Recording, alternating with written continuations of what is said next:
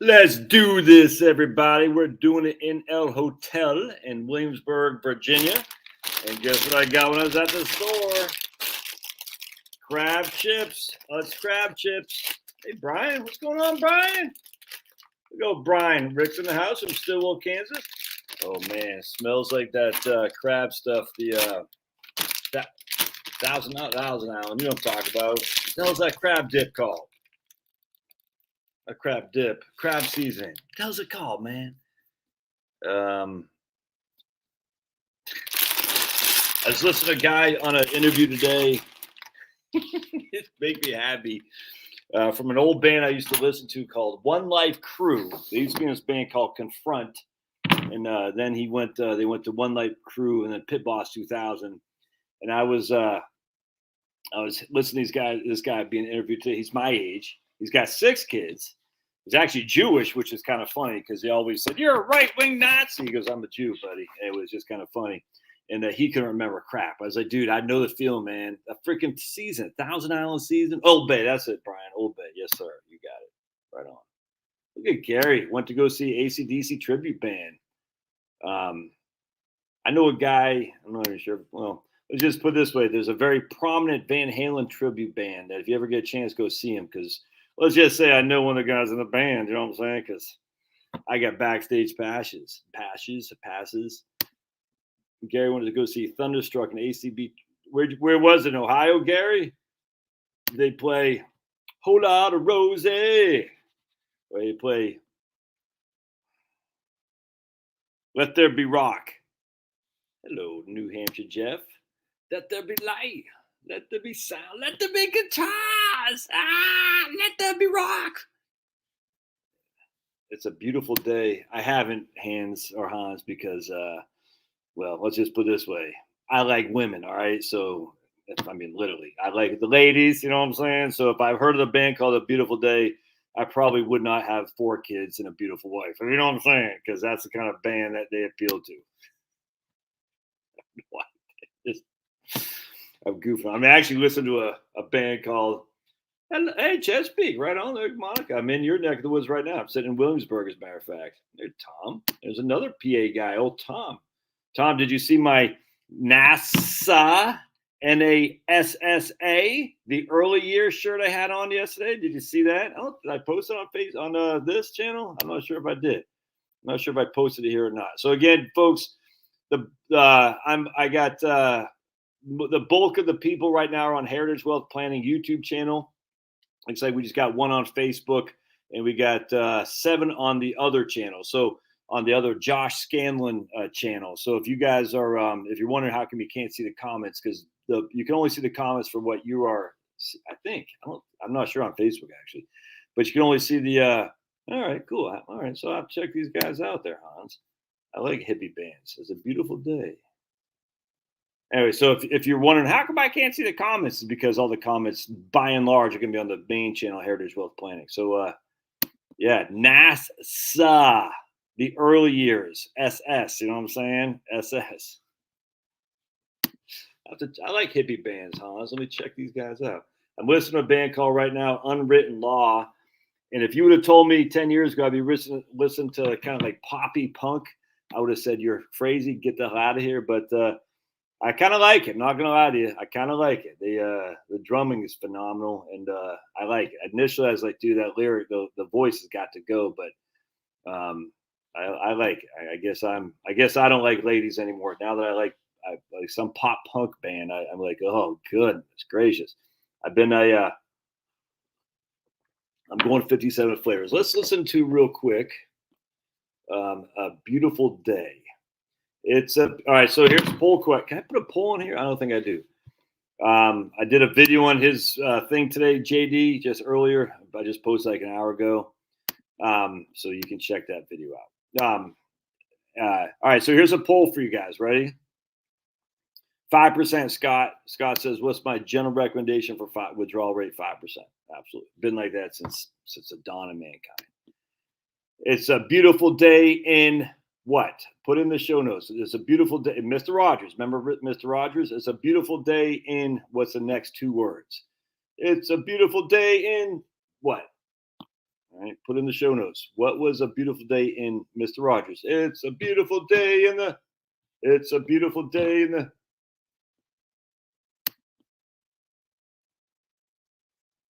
All right. So we got a couple people. Here we go. Karen and all right.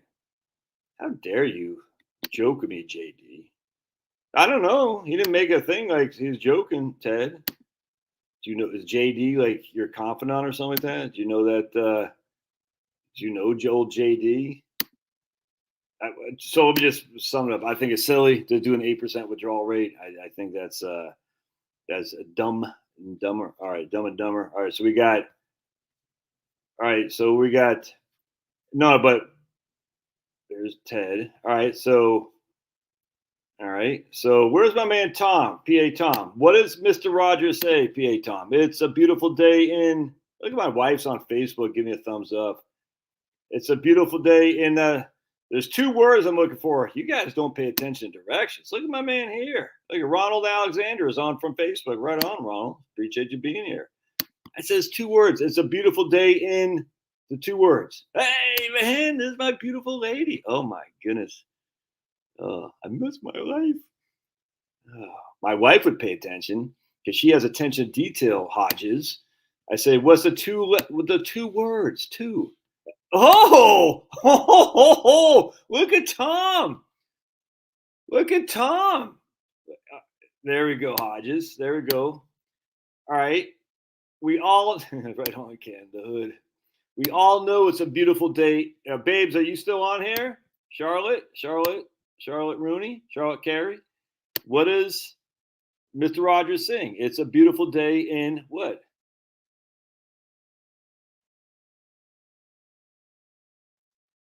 That Big Mike? Look at Big Mike. Oh my goodness. How dare you? You filled in. How dare you, Hodges? Don't no. You're banned. Banned for life. Let's see if my wife wants to post anything.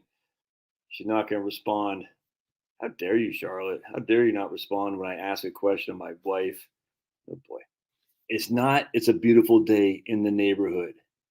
Now it's a beautiful day in this neighborhood. It's called the Mandela effect. Things change. And the irony of it all, we all know it's a beautiful day in the neighborhood. But if you look on YouTube or any other places and you hear Mr. Hey, Angie, Rick, Doug, if you look on Facebook, well, I guess Facebook, I don't know, but if you look on YouTube or any other places where Mr. Rogers sings, he will say it's a beautiful day in this neighborhood. This neighborhood. Yet we all remember the beautiful day in the neighborhood. In fact, there's a Tom Hanks video that says it's a beautiful day in the neighborhood. Not video, the movie on the back of the. I don't know if it's still like that or not. It says the neighborhood, but the actual movie is not that. It's the beautiful day in this neighborhood. How come everyone remembers it a beautiful day in the neighborhood, except that's not reality? The reality is a beautiful day in this neighborhood. That's called the Mandela effect. You know for a fact. Hey, Ron's first time on the live stream. You know for a fact that it was a beautiful day in the neighborhood. Is Denise on here? Denise, you on here? She's like, it's just misremembering. How do we all misremember it? It's the Mandela effect. It got changed. I'm telling you. I don't know how it worked. It's crazy though. I'm gonna Google it. It'll say, we were just misremembering it. No, look, see, and some people will say this neighborhood. Do you really? Because that's okay. Do you remember it? Well, you're German, so you don't. Come on, you got to erase your past anyway. So Angie's used to erasing her past because she's German.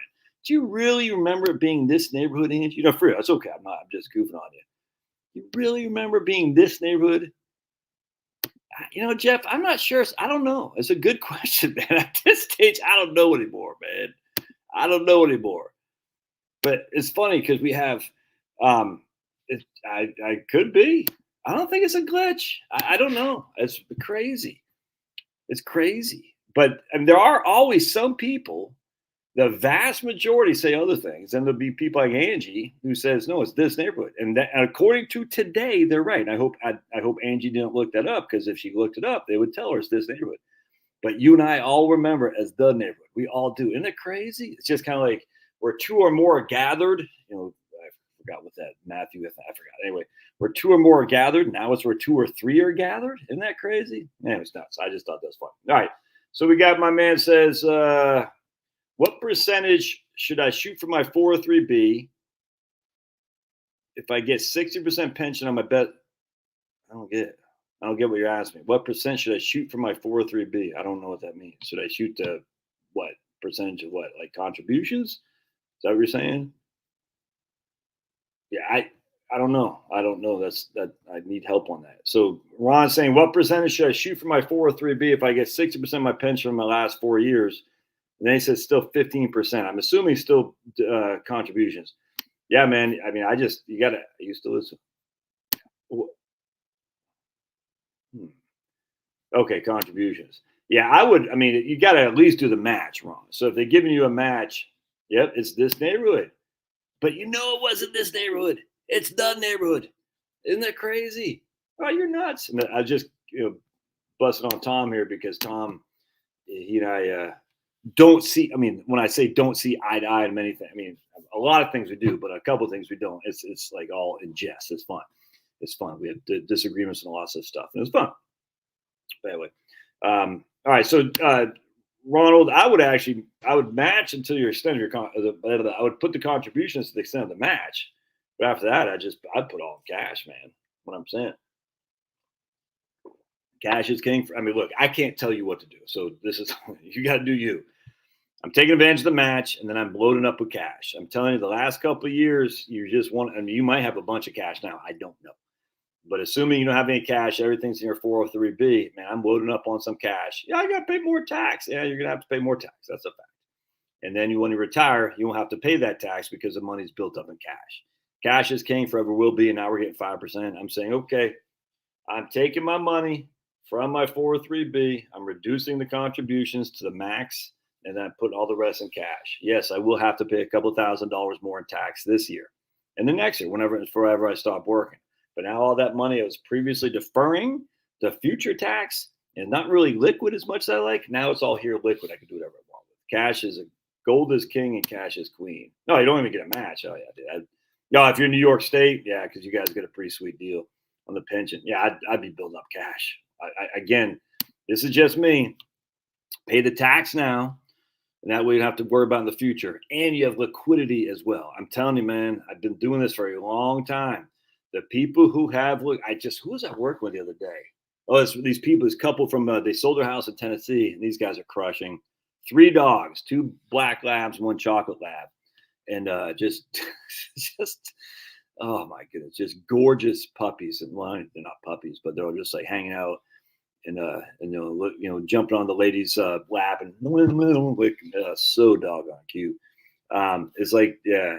See, the Jiffy peanut butter one never did much for me, Jeff. That didn't, I don't know, that didn't do anything for me. There's always Stouffer's stovetop stuffing. I used to say that all the time. I was putting my kids, I say, move over bacon. Now it's time for something leaner, good old sizzling. And I'd say Stouffer's stovetop stuffing. Better than, I forgot what it was, better potatoes or something like that. It was always Stouffer's. And now it's not Stouffer's. They say Stouffer's never made stovetop stuffing. You're like, well, how come all these other people remember it being, for me, because that's always on football commercials. Stouffer's stovetop stuffing, better than potatoes. Yeah, right here, Jeff. Look at that, Jeff. The CD, 100%, man. Yeah, look at Ted. Yep. What's a good community to live in the northeast of Knoxville? So these people real quick. So they had sold their house in Tennessee, and they moved to Georgia.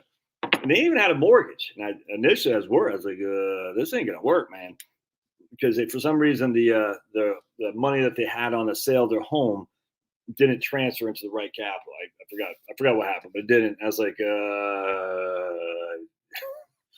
this is gonna be bad. But anyway, and then when we actually manually entered it, because they had I think it was like $500,000 in cash or something. And they had a big mortgage. Don't get me wrong. I don't normally like that, but it's like, well, they got $500,000. They need, what do they need? They need like $50,000 a year.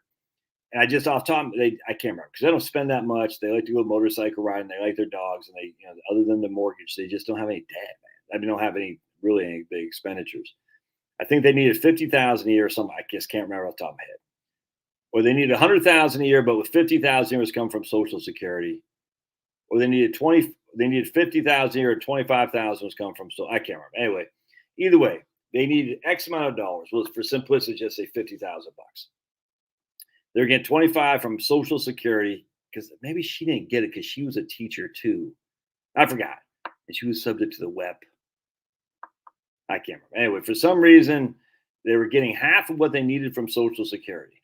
And I was like, well, just put the other half in your money market account. Right now, it's paying 5.25% at the Vanguard money market, and that's paying you 25,000 a year. So 500,000 at 5%, that's 25,000 a year. That's 25,000 plus your Social Security is 25,000, and it wasn't exactly this precise. It was pretty sweet. I was like, why would you do anything else? Easy. But and they didn't say this, but you hear all the freaking fools out there. But stocks for the long run. It's like, dude, if you won the game, stop playing. And then what they'll say is, yeah, but what if the interest rates go down? I said, do you even hear yourself talk? Do you even hear yourself? If the interest rates go down, what do you think that has happened to the overall economic conditions in the United States? Take a wild guess. If interest rates go down, the economy is probably flattening out. It's on its back, I should say. And what usually happens to the stock market when the economy is flat on its back? It usually goes down. Not all the time, but there's a lot of precision there. So if I'm sitting over here collecting $25,000 a year without touching principal, and then the economy tanks and they've got to start lowering interest rates, all this money, I'm not touching principal, and the principal isn't being reduced. I can slide on over here to a whole lot cheaper stocks and have a high dividend yield. Because remember, dividend yield was the basis of dividend yield. Well, the basis is how much they pay in dividend first and foremost. So you know for a fact, you got $10 stock, and they pay $1 a year in dividends. All right, $10 stock. I don't have my thing to write on. $10 stock, $1 a year in dividends. The dividend yield is 10%. All right, remember that. $10 stock, $1 a year dividends. The dividend yield is 10%. Now we're going to say that $10 stock dropped to 5. All right, so now the 5, what was 10 is now 5. And we'll just say they continue to pay the $1 a year in dividend. What's your dividend yield now? It's 20%. So the stock dropped by 50%. Nothing changed on the dividend. They're still paying the $1 dividend. And now your dividend yield is 20%. So how do you get higher dividend yields? Well, only 2 ways. They increase the dividend that they pay, or the stock price gets reduced. That's it, man. There's only 2 ways. Increase the dividend or reduce the stock price. Will they increase the dividend when the economy's on its back? Maybe, maybe not. But if the economy goes on its back and the stock market follows suit, the dividend yields go up. That's just a fact, a jack. And so you're sitting all this cash over here. You're like, man, I'm getting by. Interest rates fall. What happens? Dividend yields go up. I buy stocks at a cheaper price, a higher dividend yield. Now, what if they lower the dividend? I can't do this in my head. Let's say they lower the dividend by 20%. So now we're going to bust out my trusty calculator here. I don't know if y'all can see this. So we got 80 cents per share dividend. That's the shit. That's what we're paying per share, 80 cents per share. It was $1. We're dropping by 20%. So stock price is 50, all right, but the dividend is 80 cents. So the yield is still 0.50. It's 16%. So even if the dividend yield drops, the actual dividend it pays, the company pays, drops from $1 to 80 cents. Guess what? If the stock price went from 10 to 5, you still got 16% dividend yield, whereas before it's 10%. I don't think a lot of people get that, man. It's crazy. All right, here we go. Yeah, Rick. Yeah, this is a pretty good strategy. 100%, man. 8% withdrawal while my Social Security, 100%. That's absolutely. I talk to people all the time doing this, Rick. Taking 8 to 10%. Like, well, you can't do that for the rest of your life, but you don't need to do it for the rest of your life. When Social Security kicks in, a lot of people are freaking fine. It's crazy. I talk to a lot of people, lots of people. I just run these numbers. I said, look, you're good for the next 5-6 years, and basically the next 10 years, from 60 to 70 or something like that. You're going to be pulling a pretty significant distribution yield out of your portfolio. That's just a fact, because they're not taking Social Security. Now, once Social Security kicks in, not only you're not taking you're not having, I can't remember exactly what it was. Once Social Security kicks in, your distribution percent they have to take from your portfolio drops from like 8, 9, 10 to like 1. All right. And then once RMDs kick in, now required distributions, now you got more money coming in that's going out the door because IRS wants to pay tax on it. So that's absolutely the way to go. From like 60 to 70, 57 to 67, you're going to take 8% a year out. That's absolutely fine. I mean, assuming that is, you're not going to freaking go on a major spending hike and all that stuff, but I'm going to bump my yeah, 100%. Finally, savers are being rewarded. Finally, for the first time in for a long time, being leverages. Hey, what man, Chris from Maine. What's up, Chris? Y'all getting snow up there? I thought I saw snow coming at least for Kathy Hochul and everyone's favorite governor in New York. I heard she's saying a snow blast for Thanksgiving. Let's see what's going on in the great state of Maine. I'm not calling for. No, it don't look that bad. Oh, man. I don't see anything up there. So I don't know what the hell Kathy Hochul's calling for, stupid idiot. She sucks, dude. I still can't get over the fact oh man, the guy in Kentucky won, the Democrat. That's crazy to me. Because abortion. Well, and all these Republican rhinos, we got to moderate on abortion. Oh yeah. Let's just allow for abortion in the third trimester. Why not? We got to moderate on abortion. How come the culture wars always supposedly go against the Republicans, but the Democrats are eager to take advantage of the culture wars? How come they? It's the stupidest thing ever. Yeah, we'll sacrifice some babies to get some political points because once we win, we'll definitely reduce abortion. It's crazy, man. It's like, well, remember the Defense of Marriage Act, DOMA, was freaking signed, sealed, and delivered by Clinton, by freaking all the Democrats voted for it. All of them did. 20 years later, that sucker is eliminated, and freaking gays are getting married like it was yesterday's news. Not only are gays getting married, they're freaking going into trans crap into school and kindergarten. It's crazy. You know what I'm saying? And even like some Catholic, I don't know about Catholic. I just saw some stupid church where their chaplain was saying, gay pride. It's like, dude, this is crazy. So Defense of Marriage Act, like 1996 or something like that. Fast forward 20 years. So you fight the good fight. You're going to take some lumps, but this is why the Green Party was able to pull the Democrats more to the left. I'm telling you right now, man, there's a method to this madness. If there's no challenge, and this is why the AfD in Germany, by the way, the Alternative for Deutschland, Alternative for Deutschland, AfD, freaking crushing political party. Love them. They're pulling the Christian, Christian Democrats. I can't remember whatever stupid Angela Merkel was, whatever that party was. I think it's a CDU. They're pulling them to the right because there's an alternative to the mainstream supposed right wing. And the Republicans need to have that too, because if they don't, they're Mitch McConnell. You know what I'm saying? That's it. And who needs Mitch McConnell? Lindsey Graham's. No one needs that crap. So you got to stand firm and say, I'm not voting for you guys. If you guys are just freaking are going to go, hook, line, and sinker, be a child baby killer. I'm not doing it. It's not happening. I don't care less what the votes come out. I don't care. You have to stand because the same thing happened to Democrats with gay marriage. And hell, the Republicans now are the only ones defending gays anymore. It's crazy. So you got to stand firm on that stuff. It's funny how in 20 years, the Republicans like, look what the Saudis are doing to gays or whoever it is. I'm like, well, the Democrats are all in favor of Hamas, and the Republicans are the ones like Israel. They respect gay rights and stuff. You're like, wow, hasn't the worm turned, man? The Democrats support Hamas, who's a very conservative group of people, or the Palestinians. I hate to say Hamas. Everyone says Hamas and Palestinians are one and the same. They're just not, but whatever. And the Republicans are the ones defending the gays. And the Republicans are the ones who are defending the other Abrahamic religion in Israel. That's I can't say it out loud because you never know who's going to say, "Oh, you're being anti this or anti that."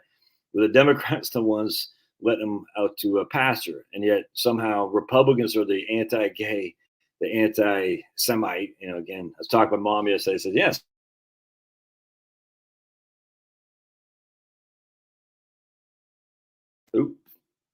They run out of juice there. Am I back on here? What? Am I back on?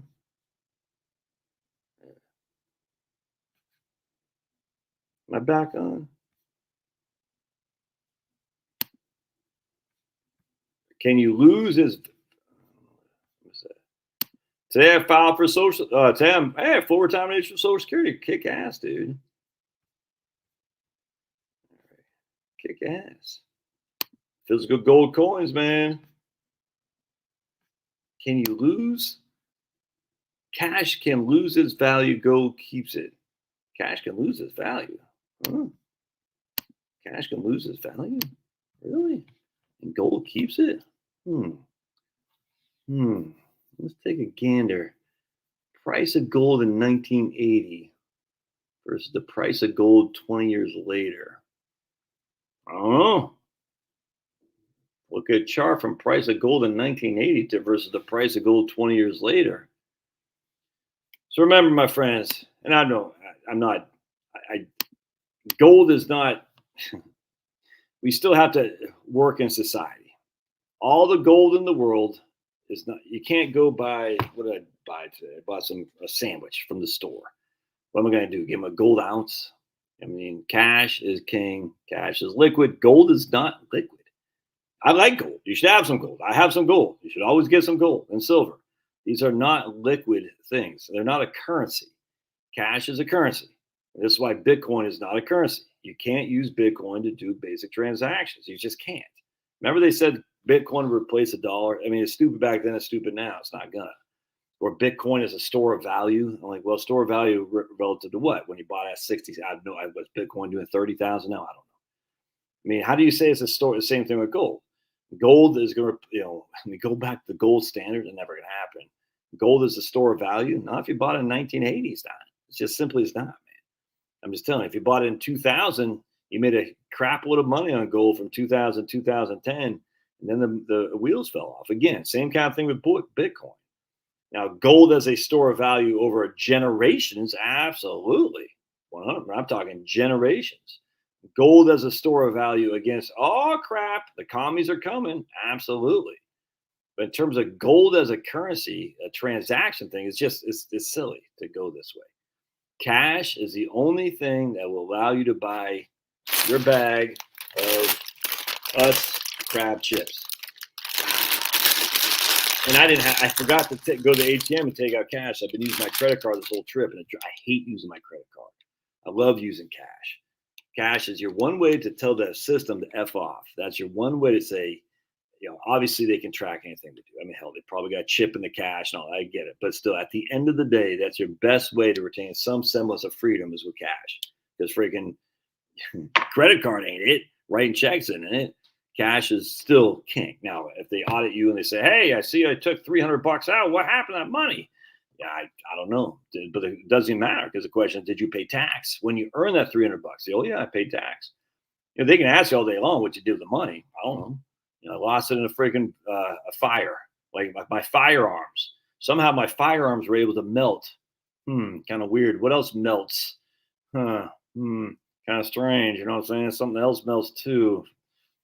Steel melts. Anyway, so I just lost my cash and my firearms in a fire. We didn't see that you filed an insurance claim for the fire. I said, yeah, I don't want to do that. I don't want my premiums to go up. Anyway, so cash is your one way today to say F you to the friggin' the people who are tracking your every move. And look, at the end of the day, there's nothing you can do about it, man. They're going to track if they want. And look, I was watching this. I don't like it. I guess I'm not right wing anymore because I don't like massive destruction in the Palestinian area. I don't like it at all. And I was watching these guys from, freaking push button warfare, essentially push button murder. They took these guys out because they were carrying a bag.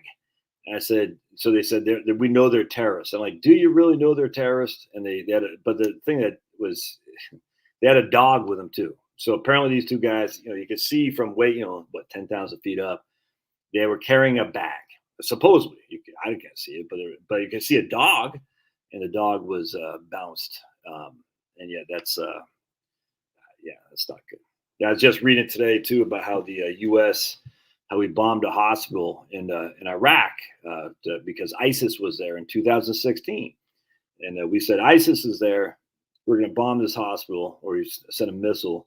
We don't know how many civilians we killed, but we got to do what it takes to get rid of ISIS. It just ain't right, dude. Look, I used to be all hot to trot for that stuff too. I'm just not anymore. I find it despicable for sure. But if we don't get them over there, they're going to get us over here. I said, oh, okay. I love that argument. If we don't get them over there, they're going to get us over here, as we have a great sucking sound to the north from our southern border, and nothing's being done with that. Yeah. Well, we got to get that done too. Well, it's not being done. So the idea, what do we do when we're going over there and bomb the hell out of Syria, bomb the hell out of everything? What happens? Well, we create refugees. And where do those refugees end up going? Well, some go through the Darien Gap and the Panama, all that upward. We don't know who they are. Some we bring here deliberately. It's just, I was watching I follow Maine, and the state champion of the Maine soccer, and we all know soccer is silly, but it's boring. It's not a smart man's game. We all know that. But anyway, the state champ for the state of Maine high school soccer was Lewiston High School, of all places. And there's like one white guy on the team, because they're all Somalis that they brought in from Somalia. All Somalis. Crazy. You're thinking Maine, there's like all black except one guy, maybe two. And they're probably, the water boys. And I'm sitting there thinking, why do we have all these Somalis? Oh, because we went to Somalia and we really created that place for safe for democracy. America, we're just doing great around the world. And so when we screw up their stuff, it's like kind of hitting a freaking beehive, and all the bees start swarming. Say, come on over here. I got no problem with the Somalis. I'm not anti them. I find it, people should keep, by and large, to their own people and their own countries. I think Somalis want to live in freaking Lewiston, Maine, or Minneapolis, Minnesota. Of course not. Why are they doing that? Well, because we freaking blew up their country, for heaven's sake. But if we don't get them over there, they're going to come over here. Well, what's that freaking great sucking sound to the north? It's called the borders. And guess who else, while Trump tried to do something, guess who else did not go along with it? Oh, the Republican Party. But they're going to save us. So we better go to Israel and blow up all those Palestinians, because if we don't do it there, they're going to come over here. It's such a freaking clown show. And yet innocent people are being killed left and right. Just to save one life in America is worth it. Like, no, because they're coming anyway. They're coming anyway. So if I was head of the Republican Party, I'd say, no, we're not doing anything until we get that damn border covered. Forget Israel, forget Ukraine. Oh, by the way, can I just make a point here too? As I was thinking about this the other day, what was it about the military budget? It's like the military, I forgot what it was. But I was like, man, all this money we're spending on the military, and there was something we could not do. I forgot what it was. So why are we even bothering spending all this money? I forgot what it was now. It's crazy. You need to cut the military budget until they get their crap together. And today they just put out some press release saying, if you were separated from service because you refused to take the vax, you can now reapply to have reapply to be in the service. Just talk to a recruiter and maybe have your dishonorable discharge changed. The freaking scumbags put these guys dishonorably discharged because they wouldn't take their stupid vaccine. Dude, the U.S. military, not the freaking guys in it. The military chain of command is freaking scumbags. That's the uppers, scumbags. There's no other way around it. They said, hey, yeah, they're sharp. We know what's going on. They're preparing for war. You can see it a mile away. They're trying to get their combat arms solidified. How? By having white men on their advertisements trying to show how tough they are. I'm telling you, man, don't fall for it. And now they're saying, you can come on back. We'll change your discharge status, so just come on back. Freaking scumbags, dude. Our military is run by scumbags. These aren't American patriots. They're freaking scum. That's all there is to it. Why are we rewarding them with a bigger and bigger budget? It's insane. I'm freaking pissed, dude. That pisses me off more than anything. They dishonorably discharged honorable men, mostly, some women, I presume, I don't know, but certainly honorable men. And now because their freaking butts are in a bind here, they're like, oh, come on back, Marines. 20% of the Marines who got separated because they wouldn't take their stupid vax were dishonorably discharged. And then after you see what happened on January 6th, the real stuff coming out, you're like, dude, these, you do not revolt. You won't win. You don't win. You revolt by sticking it to them the best way you can, which is by using cash. I mean, I'm not against buying gold, for heaven's sake. Do it. I got no qualm with that. But you still got to pay to Caesar what's Caesar's, and you do it honestly. But you revolt in your own ways by saying, no, As long as you're going to be freaking fighting other man's wars, I'm not voting for you. Defend our own damn. That's what it was. That's what it was. We're spending all this money on our military. Why? Why? Well, because the border is so wide open. We don't know who these people are at all. So why are we even bothering to spend this money in the military? Might as well say it's an invasion. It's an invasion. That doesn't mean all the people coming in are evil scumbags. But vast majority are probably good people. I don't know. But we don't know who they are. They could be. We don't know.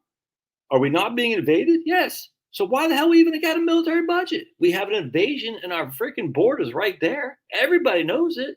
So why we keep funding the military? So we can go to Israel? It's crazy. And I'm the freaking crazy one? Like, whoa. Why do we spend all this money for the military when we can't defend our own borders? I just saw a vid. Creator believes we have just entered the next 40-year credit cycle of higher interest rates and inflation akin to 1942 to 1982 with micro fluctuations during this cycle. Well, the difference between now and then is the amount of debt that's outstanding. I mean, we have so much, not just us, the entire world is so heavy in debt that if we have a higher interest rate, so, and here's the irony of it all. Do these people even hear themselves? Oh my goodness. If we have higher interest rates, why would we have higher interest rates? And basic stupidity of economics was to whip inflation now, because that's what we all think Paul Volcker did with high interest rates. I've always said a million times a Sunday, it's weird. The high interest rates started in the middle 70s. That didn't whip inflation until 1982. Then just magically, the higher interest rates started, whipped it then. I wonder if there's something else. Oh, maybe some deregulation. Maybe we finally got some stuff under control because Reagan was in office. Jimmy Carter, some of his deregulation started to filter through society. I'm just throwing it out there. Maybe energy prices weren't such a big issue anymore. Just throwing it out there is crazy. Had nothing to do with interest rates. But anyway, so the idea of high interest rates to fight high inflation. Well, what? I mean, yes, that did happen in the 1970s and 80s, but it wasn't caused by inflation to cause the high interest rates. What caused inflation was the high energy prices. It's just that simple. It wasn't like there's mass amount of friggin' M2 money supply compared to what we've ever seen before. It's the same. It's just a trajectory of an even Steven trajectory of M2. So what caused the inflation? It was the energy prices. It's just that flippin' simple. Why is inflation somewhat subdued now? Energy prices are shocking. My shocked face. It's crazy. And we know for a fact that green people are on the run. We know that because they overpromise like the left-wing people always do. They overpromise and they underdeliver. And at some point, reality does bite them in the butt. Now, I'm listening on the books on tape. Atlas Shrugged. I've read this before. It's been probably 30 years since I last read it. But let me show you. So I'm listening to Atlas Shrugged. Right there on books on tape or whatever. And Atlas Shrugged is pretty scary because as much as they fixed it, things just went worse. So they had to keep fixing it, basically making criminals out of everybody. It's not likely to happen anytime soon in the U.S. I mean, it could with this new generation of idiots coming up behind, but basically 2 generations behind me, I guess. A lot of people, they don't respect the Second Amendment. They don't respect the First Amendment. Just a lot of dumb morons. That's all there is to it. And they're easily led. The Washington Post used to say that about conservative Christians. They're not very well educated and they're easily led. That's what they said in 1994. Conservative Christians were not very well educated and they're easily led. And that was not an editorial piece. That was a news piece. Anyways, but the truth is the libs are not very well educated and they're easily led. That's just a fact. And that's what liberals are. Tell me what to do, mama. Tell me what to do and I'll do it. I just want someone to like me. I just want to be socially relevant that I'm doing it, making a difference because they need me. Ugh, nothing worse. Especially white, rich liberals. Ugh, nothing worse than that. Literally, if you had to take a survey of the worst people in the world, it'd be rich white liberals. Oh, so bad. Anyway, so the point being is, if we had high inflation, all right, what would cause high inflation? Oh, and I was just reading an article today on Zero Hedge. Oh, Dude, it's so the printing machine, government printer goes whir, and we have high inflation. Oh my goodness. It's a mind-boggling to me that people still say this. I thought that myself in 2008, 9, and 10, when Obama had trillion-dollar deficits. Deficit, not debt, deficit. A deficit is just what is added to the debt. I thought for sure Milton Friedman, freaking inflation is always and everywhere, a monetary phenomenon. That's what he said. Too much money chasing too few goods. I thought for sure that was going to happen after Obama. It didn't happen. It did not happen. There's a little bit of inflation, moderate inflation. Moderately to very low inflation in the teens. It's just a fact. Money machine went burr or were during the Obama years. And Bush too, don't get me wrong. That's just a fact. Inflation was nominal. It just was. So how do you then say, well, this last time, and I've done videos on this, I'm going to do it again. The M2 went through the roof. I showed you if you actually do a log as opposed to just, I think it's arithmetic. So a log, if you actually look at the money, I'm going to bring this up actually, because this is a pet peeve of mine. And we're going to go to St. Louis Fred, M2. All right, let's look this guy up. I'm spicy today, dude. Spicy. I'm spicy Smurf. Was there a spicy Smurf? I don't think so. There should have been a spicy Smurf. That would have been me. Spicy Smurf. All right, let's see if we can't find the M2 here. Is my wife still on here? Because I love my wife. Who's got the best wife ever? That's me. That's me. Who's got the best wife ever? Not you. Not you. I've got the best. All right, so I'm going to show you guys this. I've got the best wife ever because I'm so handsome.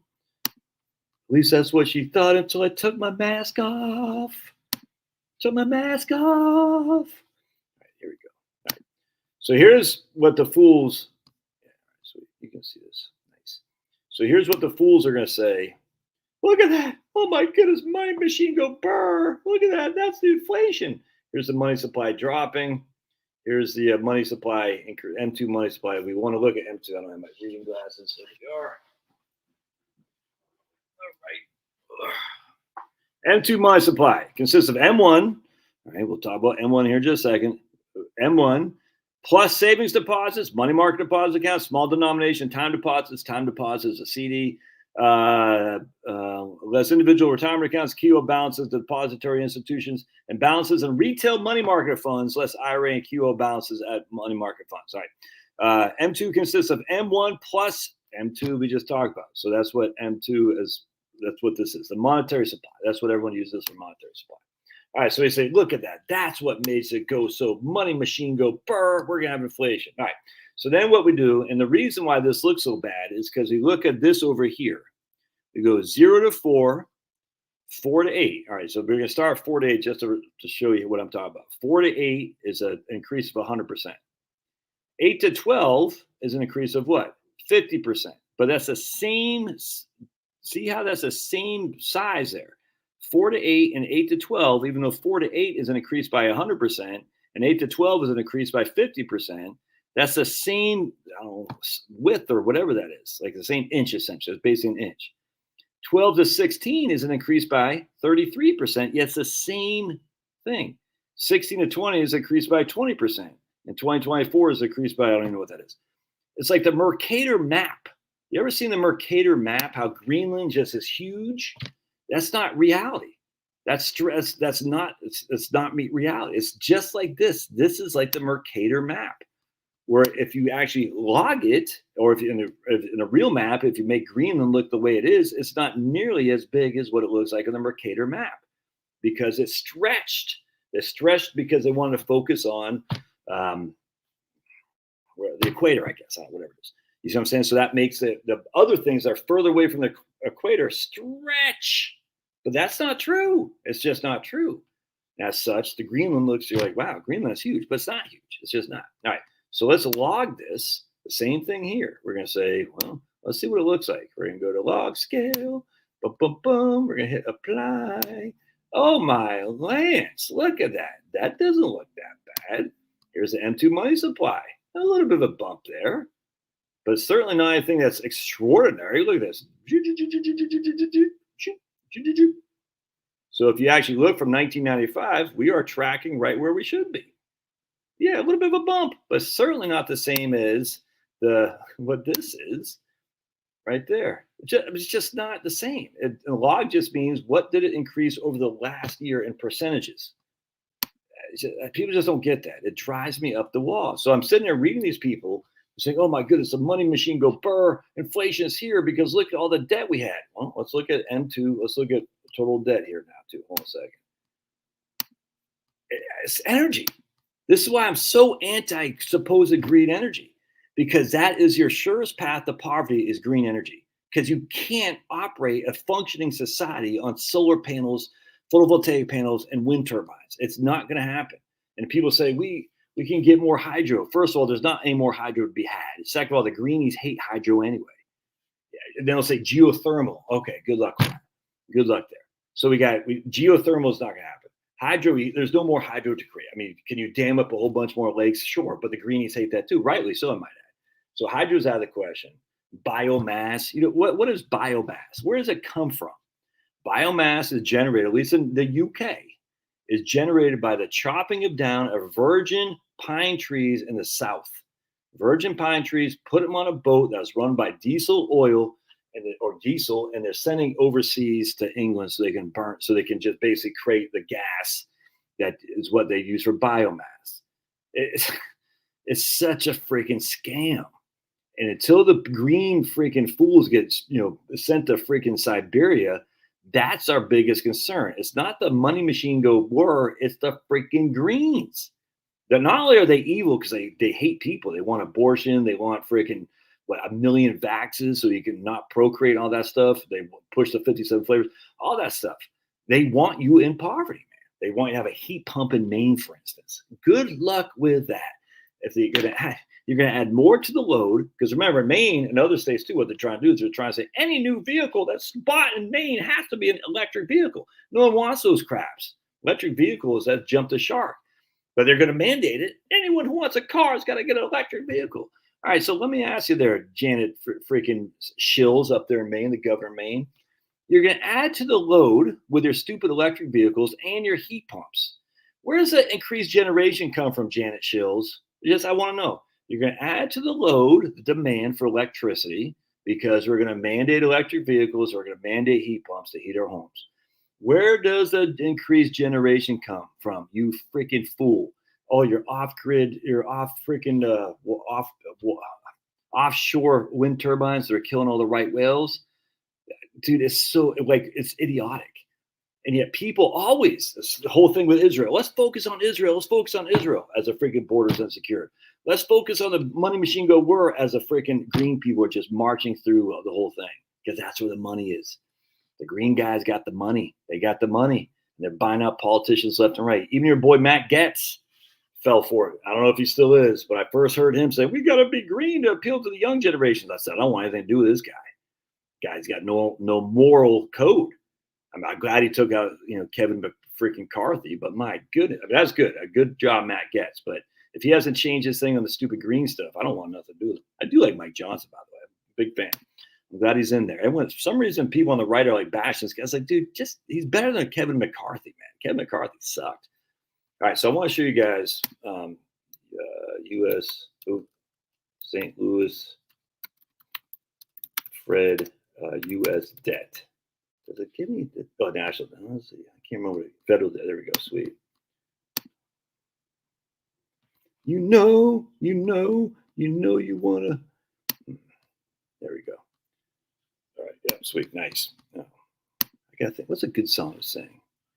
So I'm digging. Is Pulverizer here? I'm digging the Pink Floyd album, The Final Cut. That's a pretty good album. Did not like The Wall. A couple good songs in The Wall. Pretty boring.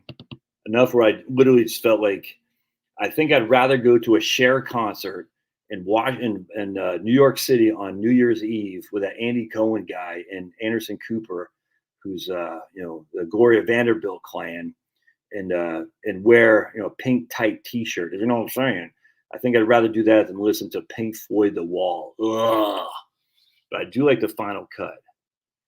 I got to think of a good song. What's that guy saying? He said, beautiful day. It's a beautiful day. I got to get that in the back of my head.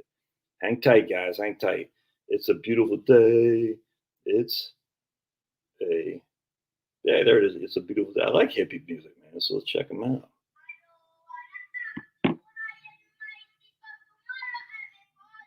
What the hell is this?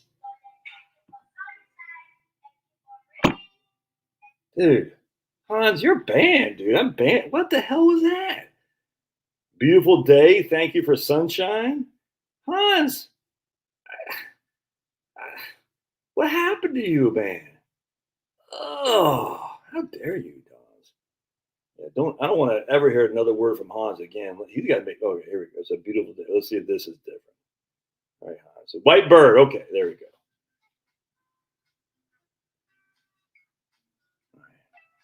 Ooh, like it. I can't have that playing while I'm doing this, or else I'll get copyright struck. Hans, I must have hit something wrong. It's a beautiful day. Sound like some. I can never get that 5 seconds back in my life. How dare you, Hans? All right, what was I doing? Oh yeah, let's go to share screen.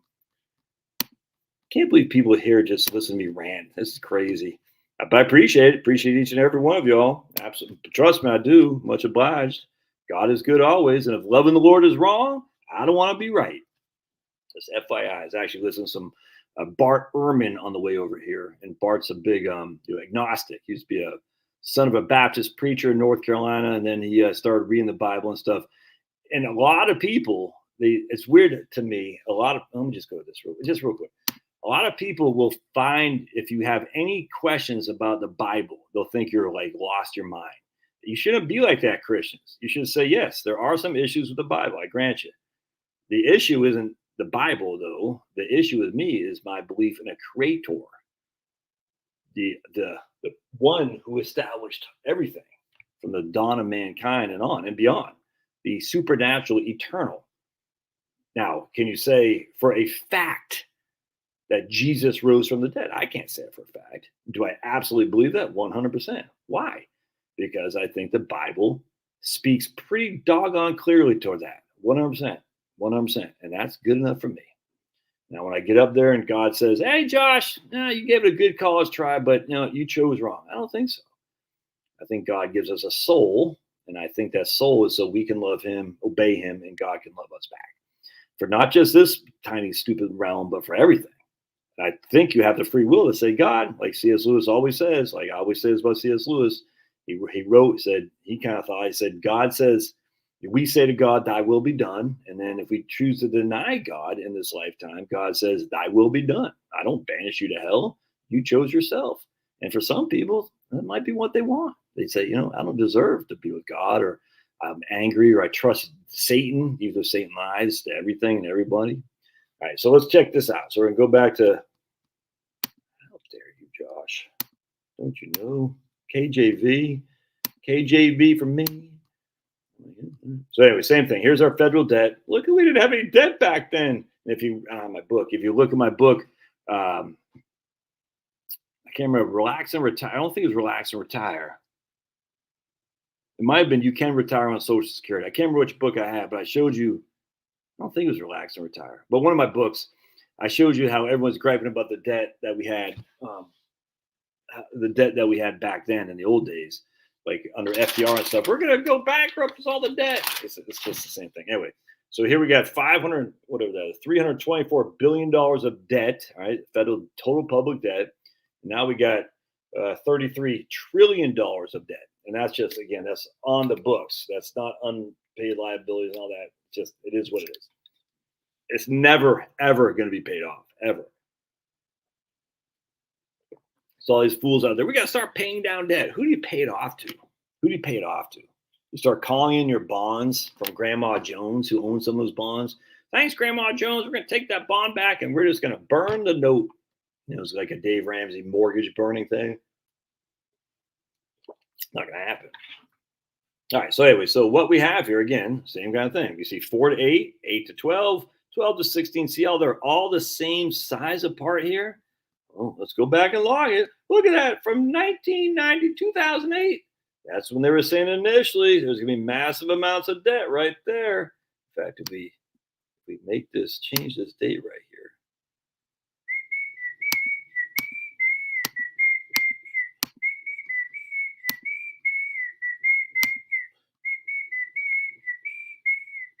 Oh, wait, hold a second. Something wrong. Let's go.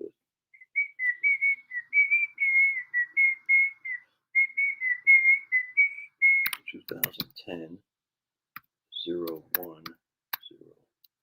There we go. Cool. See? Look at that big jump, Josh. Look at that. This is from 2008 to 2010. Look, look at that jump from 9 trillion to freaking 12 trillion. Oh, the printing machine goes whir. All right, so now we're just going to go to max. So that doesn't look so bad now, does it? No, it does not. Oh my, look at that, Josh. Oh my gosh, printing machine goes whir. So let's go to 1966. I'll just go to 1990 for giggles here. All right, there. Look what happened to Reagan. Government machine go whir. We're all gonna die. Yeah, okay. Oh, actually, let's even go. Wait, remember? Why do we have inflation here? Look at government printing machine did not go whir apparently right there, did it? That's weird, but this is when the inflation was, right? Look at that. And the amount of debt in 1970 was 372 billion. Amount of debt in 1975 was 509 billion. 372 to 509 or whatever it is. That's not a huge jump. And over the course of 5 years, right? And then from 1980 it went from in 10 years, it went from 372 to 863, a little bit more than the double in 10 years. In 1980, it went from 863 to 3 trillion. So about quadrupling in debt from 1980 under Reagan to freaking 1990 under the silly Bush the elder. So it quadrupled there. Here it basically doubled, and yet here's where the inflation was. Here there's no inflation. It's kind of crazy. So what? The printing machine didn't go whir then? Everyone said it did. It didn't go whir then? Everyone said it did. It went whir here too, right? Yeah. And that's why I have the inflation, don't you know? Well, it's weird we have the other two times. So we'll format it, go back to logging this, and we're going to show you again. Whoa. Remember? Printing machine go whir. That's where the huge amounts of debt was going to happen and collapse the economy. We'd all be freaking living in a van down by the river because interest rates would be sky high. Oh, kind of weird, isn't it? Yes, it is. And then just look, zoopsh. Again, if we want to, we can log this and make it. I mean, look at that. It's just not that big of a deal. I mean, look, 35 billion trillion quadrillion doesn't matter. It's never going to be paid. But if you want to make this, we'll go back to make this 1980, and we'll say boink, boink. I mean, you can see here, this is logged up and down, up and down, up and down, up and down. And it's kind of like also the Catholic Church. Stand up, get on your knees. Stand up, on your knees, on your knees, on your knees. Blah, blah, blah, blah. So that's not really a huge increase in federal debt, is it now? No, it's not. And then we go from 1974 to 1980. Well, that's a big increase. Oh my goodness, but that's not that big of a deal. But this is when the inflation was. So now we're going to make this 1990 under old Ronnie RWR. I love Ronnie Reagan. I hope you like him too, because if we can't have anarchy, Republicans will do. Right there, big increase. And yet, it didn't seem to happen for inflation. Why? Maybe it's not the monetary supply. I'm just throwing it out there. Oh man, people are leaving. Okay. All right. Saw your video on Dave Ramsey. Saw you were at Chesapeake. Yeah, I thought so. We got John. I know you like the Ross. What are your thoughts on taking a year with my AK and do a self-directed one of my own? I think I can double it. I am 52. I don't know why I think you can double it. Yeah, I absolutely love Ross for sure. Hey, from Moonbase. Yeah, why would you not do Roth? Ross are crushing. I don't know why you double it though. I don't get that. Wednesday up north, they're calling for snow. Ooh, Ronald, you're in Watertown? Yeah. Hey, Murray. No, they don't cheat with the votes. Do not ever say that again. They do not cheat with the votes. It is sickening, man. It's sickening.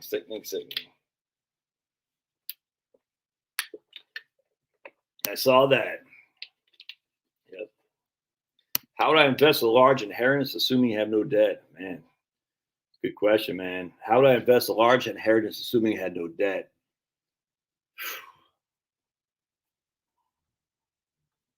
Well, if I'm living off, I mean, I'd go back my barbell. If I don't have 4 years of cash, I'm getting 4 years of cash, and I'm putting the rest in VTI, the Vanguard Total Stock Index. If my mom died today and left me a large inheritance, which is actually funny if you think about it, let's just say she did. God bless my mom, but let's just say somehow she stuffed a bunch of freaking gold coins under her mattress, which she didn't, but let's just say she did. I'd keep it gold.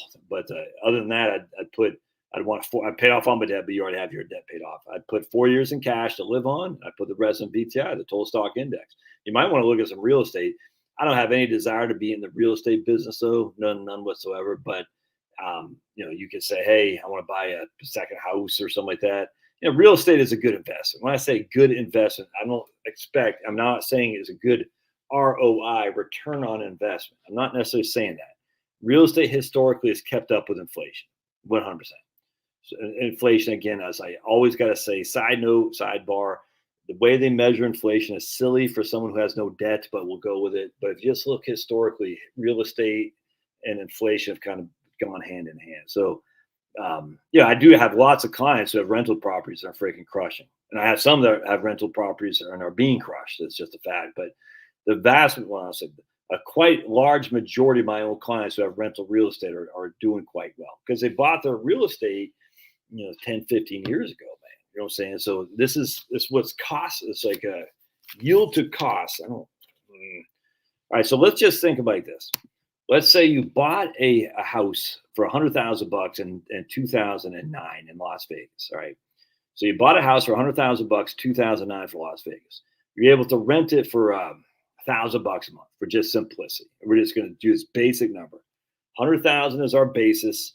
That's like what we paid for. It's our basis. We're getting $1,000 a month in rent. All right. So we'll say $500 a month in rent is probably a better scenario. So we're getting a $6,000 dividend yield, if you want to look at it like that. We put $100,000 in, we're getting $500 a month. We times that by 12, that's $6,000. So that's a 6% dividend equivalent yield. I should do a video on that. That's a good terminology. Dividend equivalent yield. Yeah. All right. Now our cost is still $100,000. I grant you, there's going to be property taxes, there's going to be maintenance, all that. So we're going to go 20 years from now. 15 years from now. So our cost, we'll say $150,000, all right, because we had to pay property taxes, we had to do some maintenance and all that stuff. But it's no longer $500 a month. Now we're charging $2,000 a month. All right, so we had $500 a month as a rent, all right. That was giving us a 6% dividend yield. Our cost basis went from 100 to 150 because of all the maintenance we had to pay. And that's the nice thing about stocks, frankly, there are no maintenance. That's the benefit of dividend stocks. There's no maintenance cost. There's no property tax. I mean, you got to pay qualified dividend income tax, I grant you, but still, it's quite low. But anyway, either way, there's no maintenance, there's no toilets, no tenants. That's what makes dividend stocks so great. But anyway, be that as may. So now we have $150,000 as our cost, but instead of getting $500 a month rent, we're getting $2,000 a month. So our yield to cost now, 24 divided by 150 is 16%. Again, same thing as I said before. When the only way a dividend yield can go up is if the dividend pays you more or the price of the stock goes down. Same thing is happening here. The rent is going above the cost because the cost is already sunk. Other than small potato costs, and it might not be small potatoes in terms of you got to get a new roof and all that, but still we increased our cost by 50%, but our rents went up by 200%. Right? Yeah, because 5 to 1,000, 200%.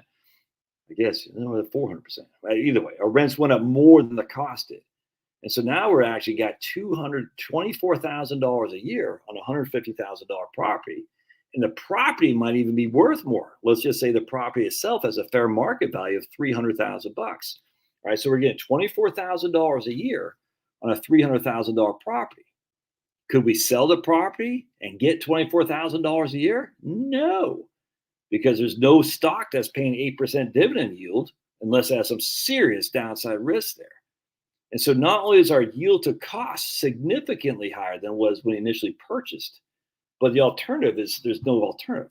We're getting essentially an 8% dividend yield without, I won't say no downside risk, but minimal downside risk. Now it's a pain, I grant you, and you still got maintenance costs on that. But if you were to, I had this guy in Phoenix, he had a condo or something like that in Phoenix, like Tucson. He paid like $70,000 because the guy's just crushing. He said, "Should I sell?" I said, "Dude, Sean, I can't remember his name, Sean Patrick freaking Smith, whatever. Sean, we should call him Sean Patrick McGillicuddy." I said, "Sean Patrick McGillicuddy, put that freaking pint of Guinness down, man. Stop playing the freaking fifes. Come on, let's wake up here. If you were to sell that puppy, I think he was getting like $1,500 a month or something like that. So even if you were to sell it for $150,000, you're getting 15, whatever it was. You're getting $18,000 a year on a $150,000 property. Actually, I'm even discounting what it was. I remember it's like a sickening amount of money he was getting off that rent. So where are you gonna invest that to get that same kind of return? There is no place. So anyway, that might be something to think about, man.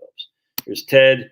I was talking last night with my brother from Cincy. The city has turned totally blue with scarlet. Yeah, man, that's crazy. I remember Cincinnati used to be a right-wing city. I remember that because they used to. I remember they used to talk about how Cincinnati with the cops and stuff, and like the mayor was, remember Daryl Gates from L.A. and the mayor, and I remember that like 25 years ago. That's crazy. I remember Cincinnati was a red city. That's crazy. It's just the people who could got. It's white flight essentially, but it's not just white flight anymore. It's like middle class flight at this stage. Yeah, but we're also having kids. Like I was saying earlier today, I have 4 kids. My brother has 4 kids. My sister has 2. One of my friends from the army, well, not from the army, when I worked at USA, has 6 kids. I just listened to this guy from Cleveland, who's in a band I followed, and I actually used to communicate with him about freaking 25 years ago. He wouldn't remember me, but that he's got 6 kids. You know what I'm saying? And they might have more pro-abortion now, but some of these women are going to snap out of it. Men love abortion. They just, they can get jiggy with it and have no responsibility. Women don't. That's just a fact. And just this whole, remember they tried to do, be proud in your abortion thing. Yeah, that went over like a friggin', can of lead or whatever, lead balloon, because there's no way you can be proud of your abortion. Everyone knows it's evil. Everyone knows in their mind's eye, in their heart's heart, they know it's evil. They do. It's just they like to and look, men are the responsible parties here. They're the responsible party for feminism. I'm just telling you, it's not the women. Men are the ones who allowed this to happen because the men likes to get their willy wet and they don't want the responsibility. Look, I get it, what I'm saying. And so what the men did is they talked to a bunch of young ladies because look, men are more mature. Women are more same age ladies are more mature than same age men. That's a fact. So what does older men do? They look at younger girls and they convince them with a fancy car, big checkbook, hanging out with a freaking football star. They convince them, say, "Hey, let's just get jiggy with it." And the girl says, "He loves me. He really does." No, and then and I hate to say it, but like, if you get knocked up young, dude, back in the old days, that's tough. That's tough. And what'd you do? You went to you went to Minnesota for a year, you know what I'm saying, to see your aunt. And it's just, anyway, that was the cause of men. Women should have felt they were young, dumb, and stupid. It's the men who are young, dumb, and full of something else that they wanted to get their willies wet. It's the women who fell for it because they were young and ignorant. But the thing is that the men just leave and they wipe their hands and walk away. It doesn't happen for women. So that led to feminism. For sure. I mean, is there an idiot? Of course, feminism's stupid. We all know this, but you can't necessarily blame the women for that. I mean, think about it too. If you're, a decent looking girl and you're at some corporate gig and they're like, and you're trying to be, I think about my wife, you know what I'm saying? My wife's freaking hot, dude. So when she's in investments, pretty much a male dominated thing. You know what I'm saying? Like all these guys, they used to go to these strip clubs and Merrill Lynch would take them out of the strip. I mean, my wife's not going to be part of that crap. There was a boys thing. That's not favorable towards women to break that thing. You're such a liberal, Josh. No, I'm not. I would like women to stay home and raise their freaking children. Ideally, that's what I'd like. I'd like for that to happen. I like women to say this whole Sheryl Sandberg thing of lean in or whatever the hell it is. That's such a freaking joke. I'm not even doing it. I'm going to go home Screw corporate America because corporate America sucks. And I'm going to go freaking raise my children. I'm going to put out a lot of children. And I'm going to raise them to be the best people they can be. I'm going to homeschool them. I want to remove them from the evil that's dominating corporate America and government. I'm going to say, hey, this is the biggest FU you can have. If there's any young people watching, the biggest FU you can have is to say, screw you, corporate America, screw you, government America. I'm going home, raise my kids, and I'm going to homeschool. Screw you. That's the biggest thing you can possibly do. And you can do it. It wasn't that easy 20, 25, 30 years ago. It's a hell of a lot easier now. So on the backs of people like Mike Ferris, the homeschool in Virginia, Mike Ferris in Virginia, bunch of other people, man. Remember, back in the old days, I was just talking to my mom about this the other day. Like breastfeeding was thought crazy. You're crazy to breastfeed. You know what I'm saying? It's it's crazy. I mean, there's things like today, youngins don't even recognize how good they have. Owning a firearm, for instance, you can freaking carry whatever the hell you want. In Georgia, no one's going to say anything. It wasn't like that long ago. So there's been a lot of, and don't forget, everyone and their mom at some point said the same thing with gay marriage. They said, "Oh, they'll never pass it." All said, we're going to take away your guns. And not only has that not happened, it's basically unlimited firearm ownership now. It's awesome. No, they're always going to try to come at it. You know, the same thing with the abortion lobby. They're pretty powerful, the abortionists, because they hate people and they got the money. The gun lobby doesn't have a lot of money, but we have a lot of motivated people say, we've already given away an inch. They took a yard. We're never doing that again. Now we might lose some battles, but we're going to win a lot of we'll win a lot of the wars. That's a fact. Because we basically, remember, the Republican Party was not that keen on guns, man. Don't forget, Reagan was in favor of gun control because he hated the Black Panthers having guns and walking through the streets of San Francisco and Berkeley with firearms. Reagan scared Reagan to death. And a lot of the freaking white Republicans said, we can't have these Black Panthers walking around carrying rifles. The hell you can't. That's what the Second Amendment is, baby. And so a lot of Republicans were big on gun control. Reagan was big on abortion too, by the way. Just a lot of people don't know that. Just a fact. And so at the end of the day, the Republican Party was like, oh, I'm scared. Like, just like the Democrats when it came to gay marriage. And then they had a group of people who started small, but slowly built their way up. And then it just freaking the same thing. The gun control thing just went by, and then the abortion crowd. But we won on abortion. Roe v. Wade is no more. That's all we ever wanted. So how can you sit there and say, as a pro-lifer, say, oh, we're losing? We haven't. We won. We beat back Roe v. Wade. Yes, Ohio changed. Obviously, if you can change the Constitution that easily, it can be changed again that easily. See what I'm saying? Trust me. Just a matter of time. Because people know, they know abortion is evil. And if you've had one, trust me, we've all done evil things. You are not an evil person. Now, if you're going out there promoting abortion and freaking punching women in the stomach when they're carrying a baby, yeah, that's evil. You need to go to jail. But you know in your mind's eye, and the man who got the chick freaking wet his willy and got her knocked up, he knows too. He knows it. He's worse. Because as like Owen Benjamin says, I love this. This is great. He goes, when you wet your willy with a girl that's not your wife, only 3 things can happen. 3 things. You kill the baby, all right? You have the baby, but you don't have anything to do with it, right? Or you marry the woman and take care of them. That's it. There's only 3 things. The baby gets killed, the baby's born, but you're out of the equation because you're a scumbag. The only honorable thing, and this is what I tell my own sons, I said, man, do not wet your willy with anybody unless you're willing to be the husband and the dad that they deserve. Do not do that. Trust me, I'm a hypocrite. I grant you. It's scary. When I was in high school, I thought I had my girlfriend pregnant. And that was freaking scary. Scary. We didn't have an abortion, but I'll never forget that, man.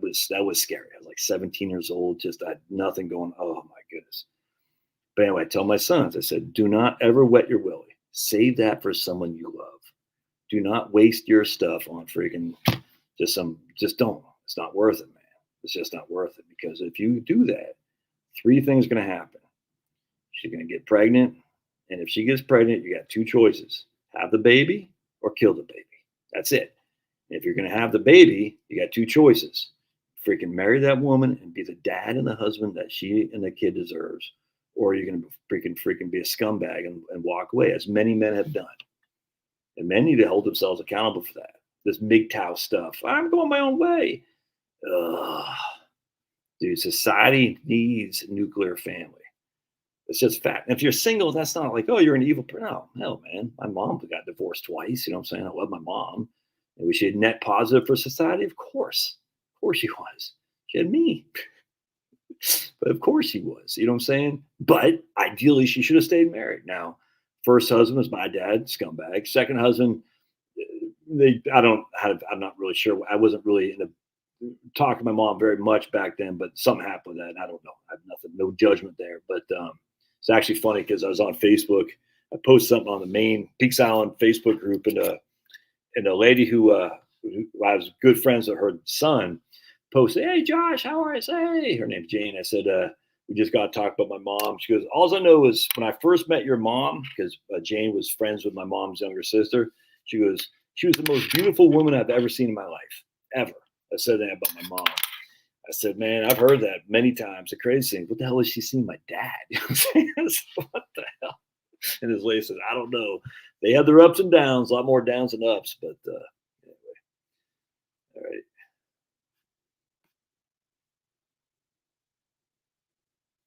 I'm okay. Josh, how many scrubbies are on my mind today? I'm good. Back in. You are back on. Okay. Oh, stop worrying about the US dollar going to crash. What else are you going to do? And William Devane. Oh, yeah, right. Gold and silver. And William, that's right. That's right, Larry. It's funny. We used to spend silver coins, Josh, for lunch. Silver can be liquid. I invite you guys, by all means, man. Use silver all day. If you want to do it, start the trend. I got no qualm, none at all. I invite you guys to use silver. Start the trend, 100%. I'd love to see it.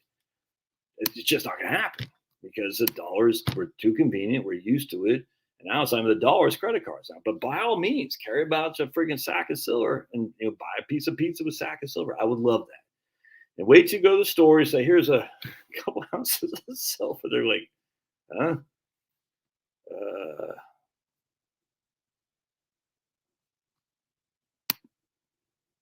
What would you have to barter with?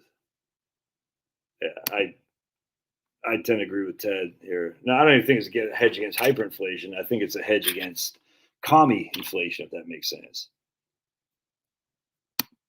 Oh, so they weren't printing before 1971? It was 1971 when they started, because you're going to say they got off the got off the gold window. They closed the gold window down, so they weren't restrained, but they were restrained before then. Did you not see? Did you not see that we had debt before 1971? I mean, this only goes back to 1966. But I mean, we'll edit the graph here, and we'll go to 1971, and we'll show you we had debt back then too. We went from 320 billion to 390 billion of debt, right? Which means we had deficits. Where did that money come from? Come on now, silly. The idea that getting off the gold window all of a sudden made inflation high is actually kind of funny too, because we had quite a bit of inflation after World War I and quite a bit of inflation after World War II.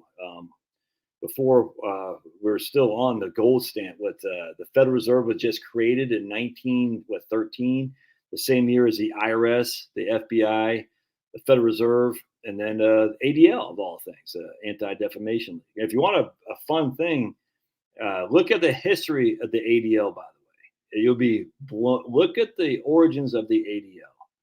You're going to be blown away because there is let's just put it this way. It began in Atlanta, Georgia. And the Southerners, let's just put it this way. They did not take kindly, the Southern whites, to a black guy being made to be the perp. I think it was on a rape of a white woman. So they actually, the white Southerners defended the black guy because they knew he wasn't guilty. Because a guilty guy, on the other hand, was let's just put it this way. You should look up on the ADL. You'll be shocked. Like, wait, white Southerners defended a black guy from the rape of a white woman. Yes. That's kind of creepy. It is. And the governor of Georgia got involved, and then the governor of Georgia, after he did something, because I'll let you figure out why, he skedaddled out of Georgia, because they're like, why did it's actually it's creepy. It's all politics, and some people have a better way of politics than others.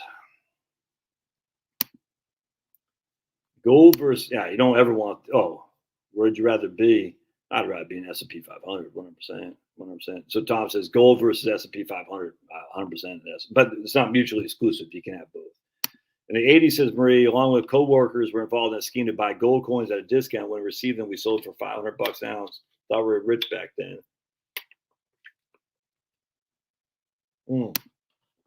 Good point, Ted. Buffett always says cash is crap. Yeah, he's currently holding 157 billion. Yeah, doesn't Buffett only say keep 10% or something like that?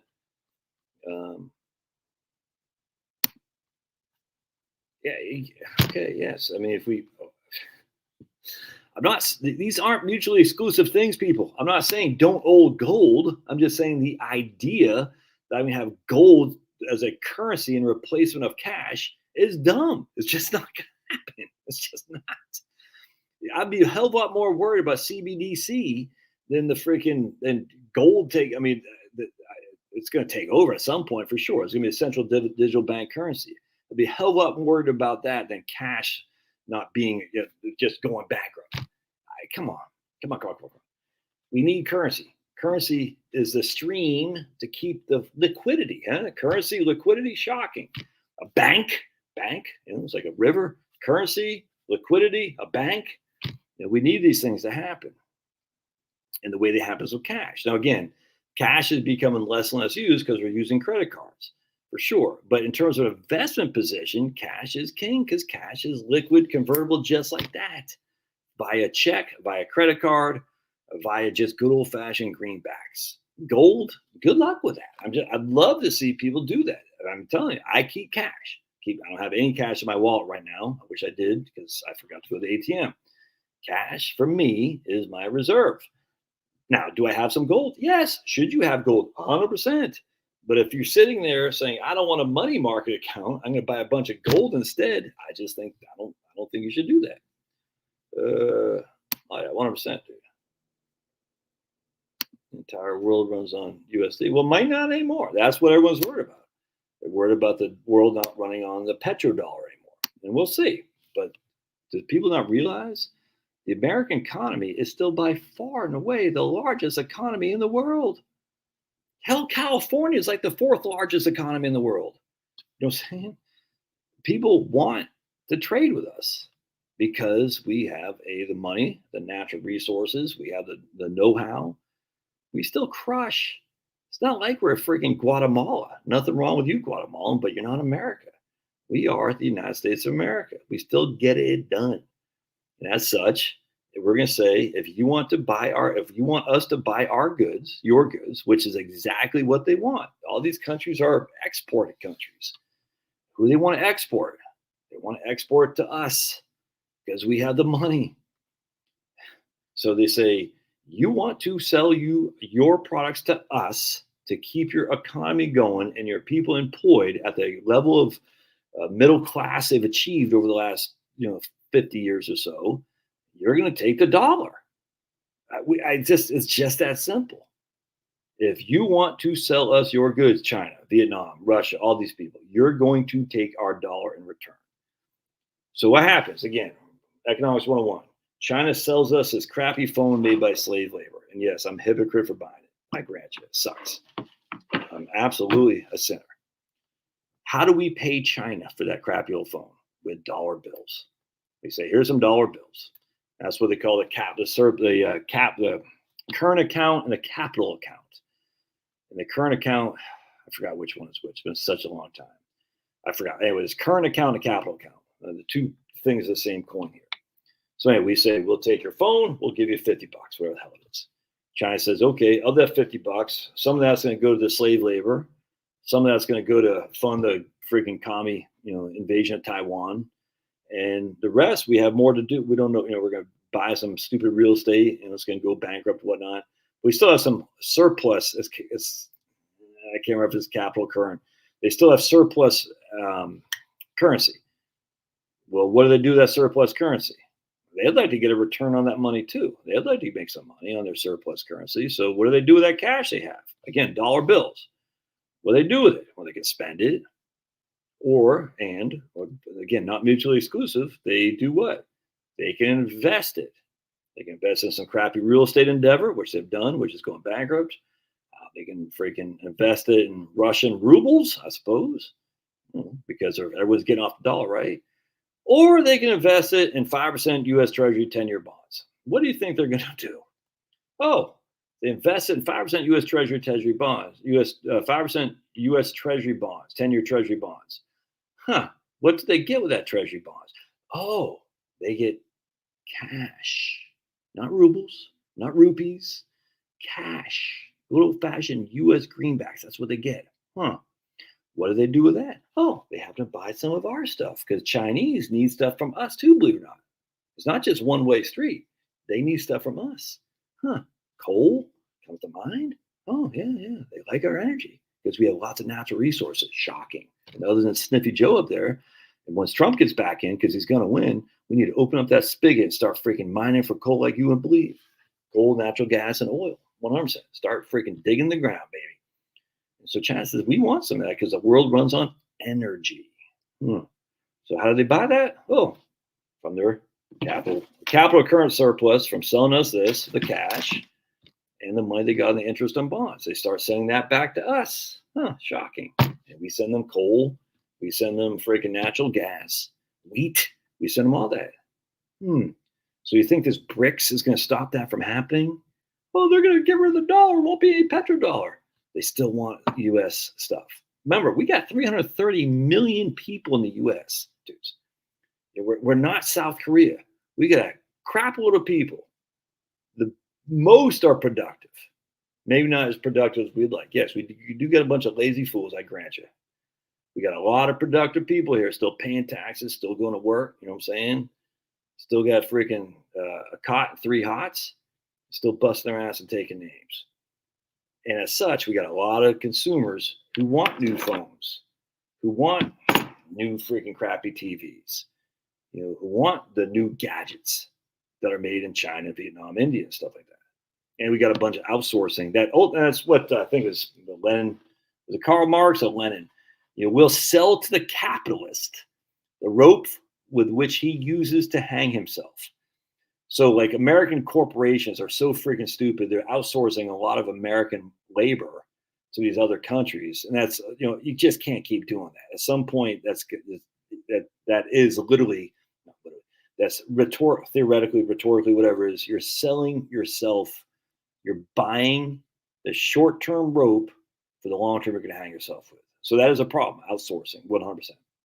Because you need people who have money, who have jobs, who have things to do to keep the economy humming. And we still do, by the way. Even under Beau Biden, we're still crushing. All right.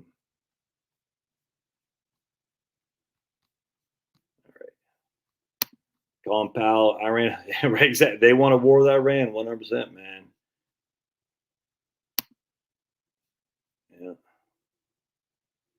Yeah. Mogadishu, 100%. Just heard the $2 bills are worth. Oh man, for real? I had some $2 bills. That's crazy. Some red logo though, Maria. The green label, not okay. Yes, we should. We should forget Israel. Should say Israel. We got to take care of our own borders. Until we take care of it, that's what the Republicans should do. Say, Beau Biden, you want to bankroll Israel? We need to close our borders first. We have an invasion right here, right now. That's just a fact. Why are we so much more worried about Hamas paragliders and Russians in Ukraine than we are about our own borders? It's freaking sickening. And this is, I don't know who this guy is, Bob T. Never seen him on here. This is the false dichotomy, unfortunately, that's come across here. You have to be for Israel or you're anti-Semite or they're going to come over here. I'm like, they're freaking come over here now. The Republicans can hold Joe Biden accountable and win so many votes in the process. Until you close the damn borders, we're not giving Israel a penny. Ukraine too. I don't care who it is. We're not going to protect the borders of Israel until the freaking borders of the United States are protected. But they're not going to do it because the Israeli lobby is huge. Everybody knows this. By the way, anti-Semitic. Let's just stop that. I'm not saying Bob saying it. Stop that. I'm pro-America, not anti-anything. I'm just like, not even anti-Ukrainian. We shouldn't be involved in that crap. We shouldn't be involved in this crap either. And the reason, if you actually, come on, man. Do people still think that Hamas just woke up one day, they planned this out, and the Israeli defense IDF did not know what was happening? Do people actually think that? A paraglider has just happened on some freaking rave? Yeah, come on. Hours went by before any reaction. Oh, now we have some evidence that the Israeli helicopters are killing their own. I mean, I haven't followed that much because I don't pay very much attention anymore because it's all just stupid to get people fired up to have this false dichotomy. If you don't want us to support Israel in their time of need, you must be pro-Hamas. It's just stupid, man. I've had one guy said, you never said anything about Hamas. I said, yeah, Hamas is freaking evil scumbags. I said, look, I'm not going to say it every 2 seconds. Scumbags. 100%. 100% they are, without question. However, the idea that I'm going to get on a paraglider today and just fly on in with my freaking AK-47 and start shooting up people, and I'll get out of there and Israel will never know what to do. And again, it's Brett Weinstein, not an anti-Semite, Brett Weinstein. He interviewed a lady who was an IDF soldier on that same border like 20 years previously. And she goes, man, it doesn't make any sense. When I was there, if a cockroach would have approached, we would have known about it. But now all of a sudden, out of nowhere, paragliders. It's the whole thing's so stupid, man. It's obviously concocted. Innocent people got killed, 100%. I mean, evil will sacrifice innocent, righteous people to advance evil. And evil is being advanced as we speak. Because of this, evil is being advanced. You have people getting the hatred riled up everywhere. Crazy. I don't have my Bible here. I think it's funny too. People say, pray for Israel's in the Bible. Let's actually read what that quote is. I don't have it for Israel Bible verse. We got to read the whole Bible verse. I thought it was pretty interesting here. Because it actually doesn't say, that's what it was. It doesn't say pray for Israel. Did not people know this? So I was reading this. It's in Isaiah. That's 100%.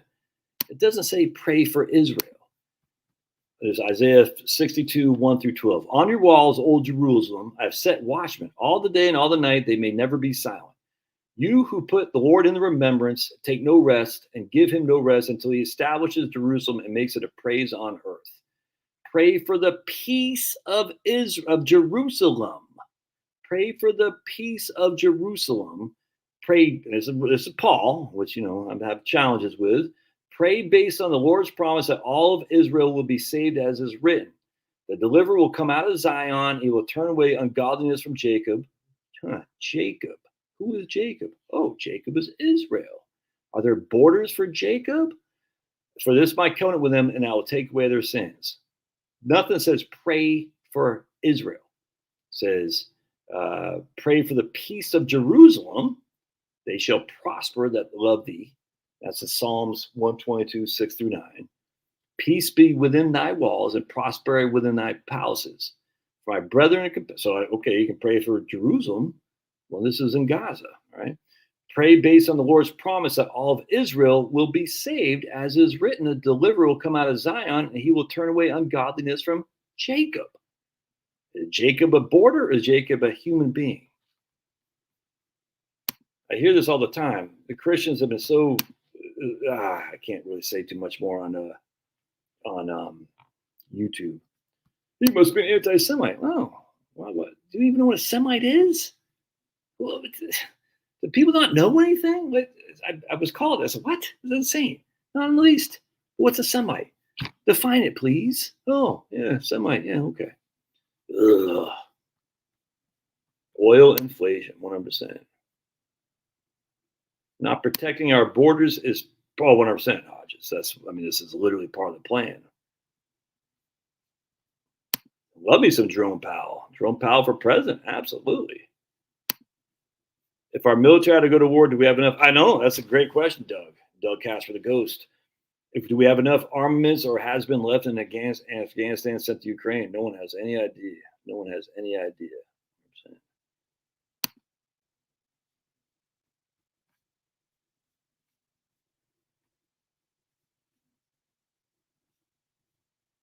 Yeah, we'll see. I don't know, but he'll give the good call. I mean, I think the problem is I don't think the Republicans have his back. I think we have enough Republicans that I just don't. I don't think they have his back. I mean, there's this huge turmoil in Republicans in Georgia and various states. New Hampshire comes to mind, where you have the Republican establishment and then you have the Republican voters. And somehow the Republican voters cannot get a good amount of Republican establishment types out. They just can't. I don't know what it is. The establishment hates, they hate. I mean, Nikki Haley, perfect example. They hate Trump. Isn't it odd? I mean, Nikki, she was big on Bubba Wallace. Remember Bubba Wallace? She was big on getting rid of the Confederate flag and at the Confederate whatever it was. She made a big issue out of that. And now she's we need Israel more than they need us. I'm like, what? That's just what? And I thought it was funny that Candace Owens says, "Hey, I run for president of Israel." Nikki Haley. It's just is weird, dude. Nikki Haley's just weird. I mean, these are the kind of people we're contending with. Yeah, we'll all fall for it. When it comes time, when Trump is done, 2028, we'll all fall for that person, but that person will be knee deep in cahoots with the establishment. The establishment loves the war machine. They just do, man. They love big pharma just as much. Ben Shapiro. They love big pharma just as much. I mean, but it's not just Ben Shapiro. It's Lindsey Graham. They love war. They love big pharma. It's what these guys are because they get paid. It's just fact, man. They get paid. Democrats already have the money because they're all rich, and they go to politics to get power. Republicans go to politics to get rich, and it's just who was I listened to the other day? Her I forgot, it was somebody. Net worth was hardly anything, and then when she left Congress, it was $15 million. I forgot what it was. I was like, what? That's just freaking weird, dude. Ugh. I only drink decaf, baby. I don't drink any. I don't have any caffeine. Always decaf. Yeah, but no, we protested too, and look where it got us. It got us in jail. Protests don't do much, man. Protests don't do much. I would encourage people not to, get on their high horse. We're going to protest and show these people. What we've seen now is I don't know why Liz Cheney isn't in jail, frankly. And those stupid idiots, they hid evidence.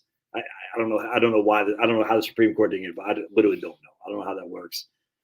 But we've had plenty of innocent black guys, for instance, stayed in jail for many years, falsely accused. You know what I'm saying? So justice takes time, and hopefully there will be justice, and hopefully the evildoers, Liz Cheney, go to jail for holding evidence that showed that completely exonerated these guys on January 6th. But the facts are, and I was talking to my mom, and she was married to a prosecutor. He was a district attorney. And he said, cops lie. They lie all the time.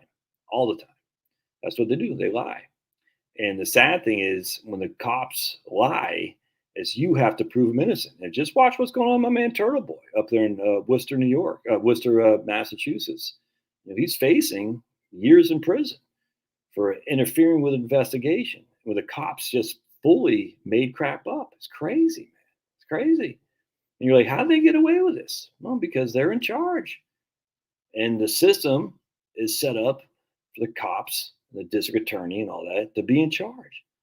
And now that the Republicans are on the receiving side of that, I hope that they start to say, hey, maybe we should back off a little bit on this, friggin', I don't do anything wrong. If they can come to my house. I got nothing to hide. You know what I'm saying? And trust the police all the time. No, this is my mom's husband, Republican too, district attorney, said they lie all the time. And he had evidence. He got experience with it because he was a DA for 12 years. 12 years he was district attorney. They lied all the time. And it's funny because the one time she got a ticket, I won't tell you too much about this, but let's just put it this way. He had some goods on somebody and he was able to get the ticket because the ticket was bull crap. You know what I'm saying? And he said, hey, he told the whatever the courthouse was or whatever, the chief police, whoever, said, you need to get rid of that ticket because you know why. You know what I'm saying? Because anyway, they got goods on some people. They all have goods on each other. That's just a fact. And so anyway, he got rid of the ticket, and then that guy needed something from this guy. I just laughed. I said, "This is such a freaking this is not what the Saturday morning cartoons said about the American politics. This is just freaking. You got the goods on me, and I'll call my card when I need to, and then you look, man. That's the whole thing's funny. All right, you turned my head around about all oil causing inflation, the Feds being the reaction to it. Man, 100% Ted. Look at Ted. Ted lives in Maine. He's smart, unlike Frugal X Mainer. Frugal X Mainer moved from Maine to Texas. Then he moved to Texas, so he's not that smart. He should have stayed in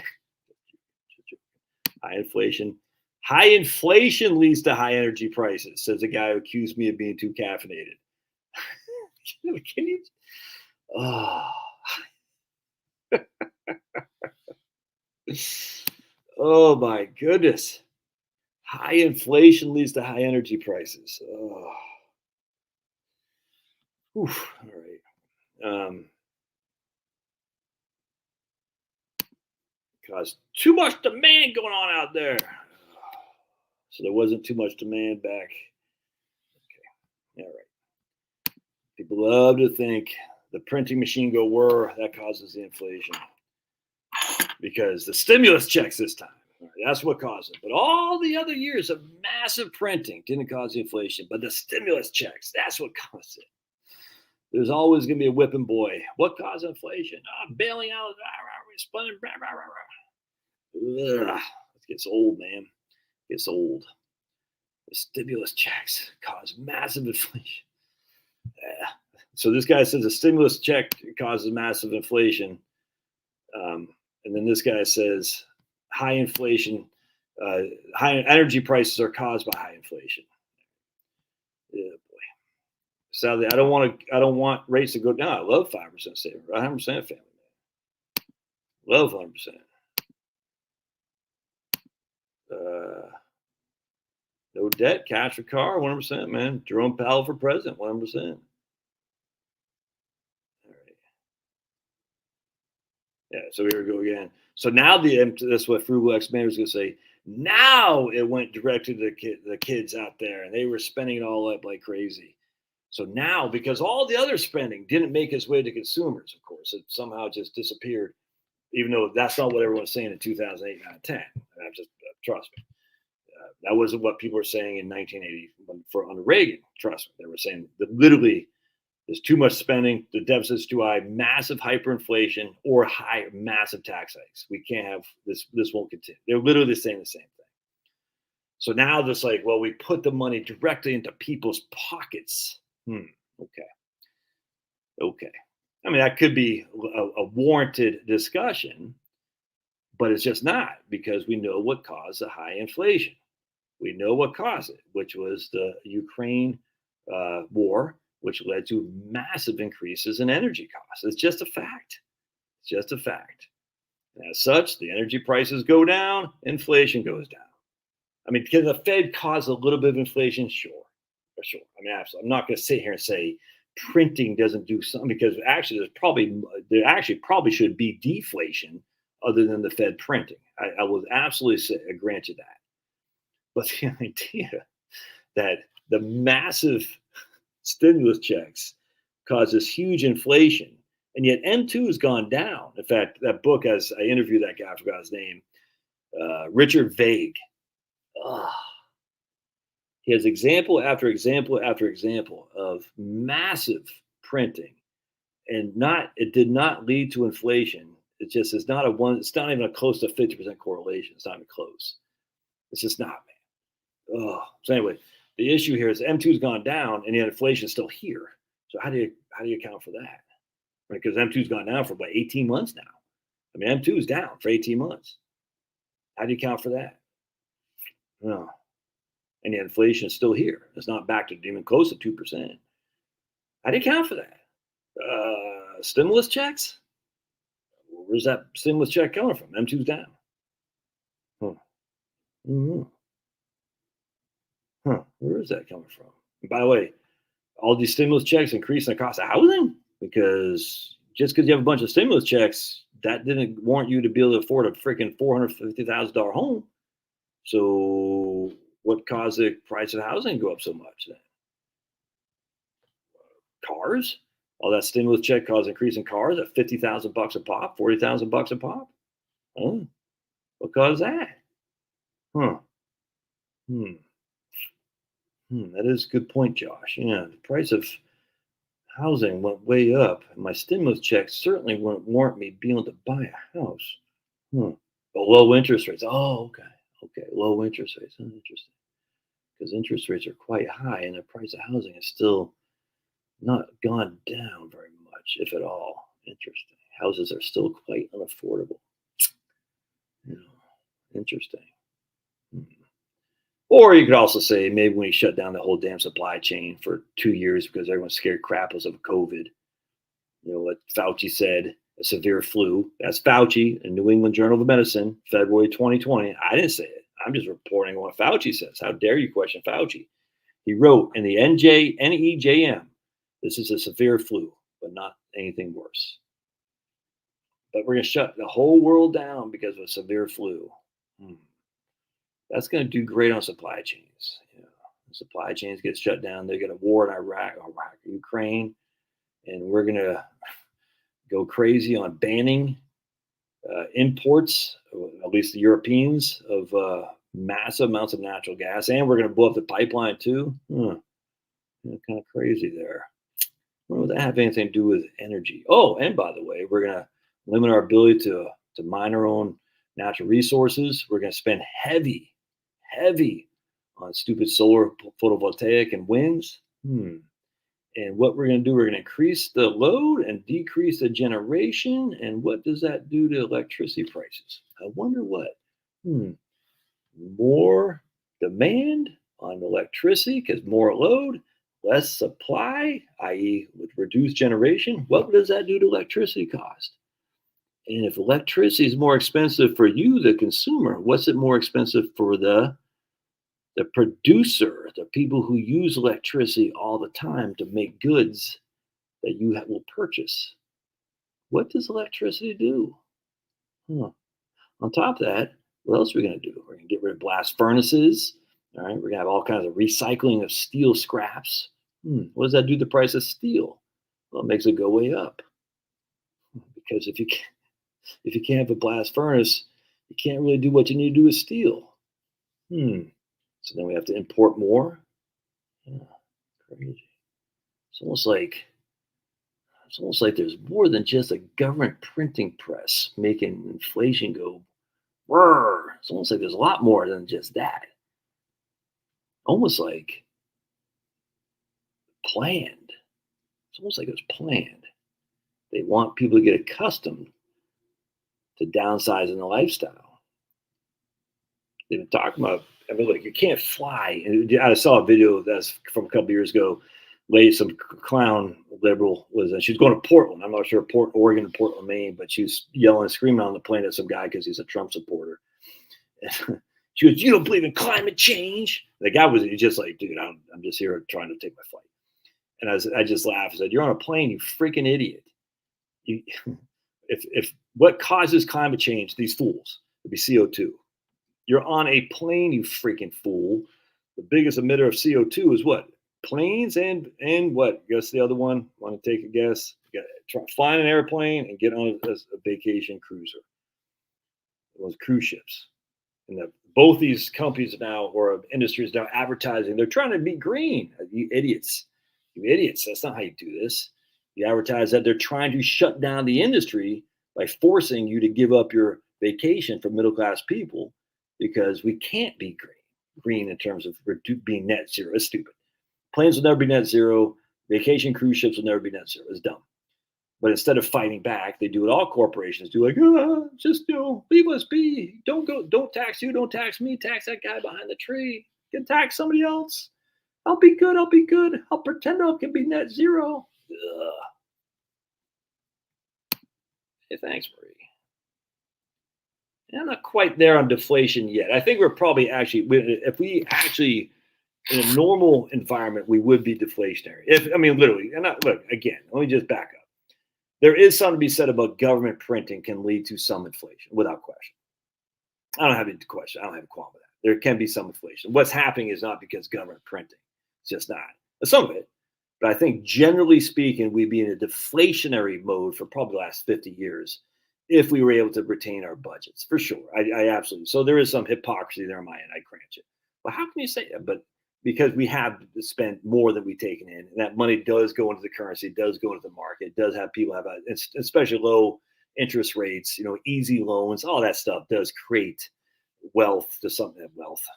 It does create credit, which is used in the industry, used to buy things that you would not have been able to afford if we did not have inflationary pressure on the money. I get that. This right here, so that's why 2 to 3% inflation is reasonable, because the government will never run balanced budgets. They'll never pay down debt. So we're always going to have an increase in monetary supply, and that will increase the inflation or the cheapening of the dollar bill each and every year by 2 to 3%. I got no problem with that. None. If we didn't have that, if we had balanced budgets, we'd be in deflation, 100%. The economy can't run on deflation, though. It just can't, because we're so used to cheap credit. We're so used to leverage. We're so used to banks just printing money off when you go buy a loan for a home and stuff like that. Deflation would destroy everything, so they can't. So that's where we are now. And I don't have any qualm with that. The mass of I'm not going to say hyper, it's not even close to hyper, but the big inflation run up we've had is not due to that. It's just not. It's just like I said, all these other things. And people can disagree all they want. That's fine. But the evidence is not on their side. It's just not, because we have evidence on top of evidence on top of evidence where this kind of thing of the money machine go work did not lead to massive inflation, a crashing dollar, a crashing currency. And they'll always say, but Weimar Republic. Bruce, you're banned. You're banned. You're out of here. The Weimar Republic, don't you know? I always kind of funny too. It's like, let's say the Weimar Republic. The wheelbarrows of cash to buy a loaf of bread. And yet 10 years later, a massive war machine that almost took over the world. That's kind of weird. It's kind of weird. Where'd that money come from? What the Bush, Prescott Bush, Henry Ford? Who else? Who else is financing that war machine? Because don't forget, Germans in the mid-20s, they take a wheelbarrow to the grocery store to buy a loaf of bread. But yet literally 10 years later, they got this massive war machine that's ready to take over the world. That seems kind of weird. How did that happen? Prescott Bush? I mean, did he have I don't know. Did he have enough money to finance that war machine? Henry Ford? Where'd that come from, man?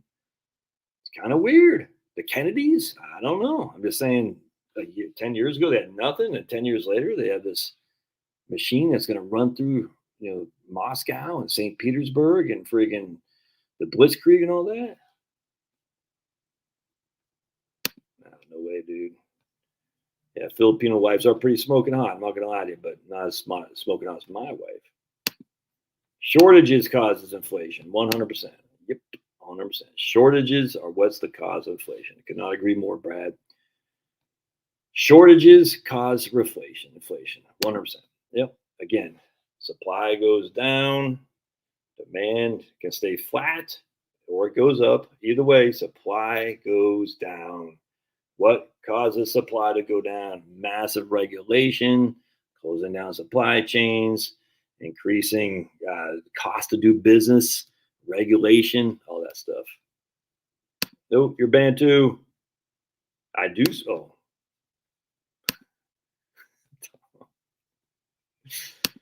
Because inflation is a globe. We need nuclear energy, man. Need it. They have no plan on increasing energy. Yeah, what I'm saying. Okay, just because I just want to be clear. Just because I'm disagreeing with people doesn't mean I'm mad at them or anything. I just get so tired of government printing machine go work because I fell for it myself. I was a Freemanite. Inflation is always an everywhere monetary phenomenon. Too much money takes in too few goods. I believe that. I was a Freeman's acolyte. I have a book signed by Rose and Milton Freeman, Free to Choose. You're not going to find a bigger Freemanite than me. I was Chicago because that's where Freeman taught, the Chicago guys, and we were wrong. It doesn't mean we can't be right, but to say government printing leads to inflation, there is no evidence on any consistent basis. There's just none, man. Can you flip 10 coins in a row and get heads? Yes. Is the evidence strong that's going to happen? No. So then you can't say if I flip 10 coins in a row, it will be heads. The evidence is just not there to support that. It's just not. Can it happen? Sure. Would you bank your whole investment portfolio, your retirement stare on that thing? Why would you do that? It's just not there. So going back to what the other guy said, 100% Bruce. Solar panels in Maine. Stupid.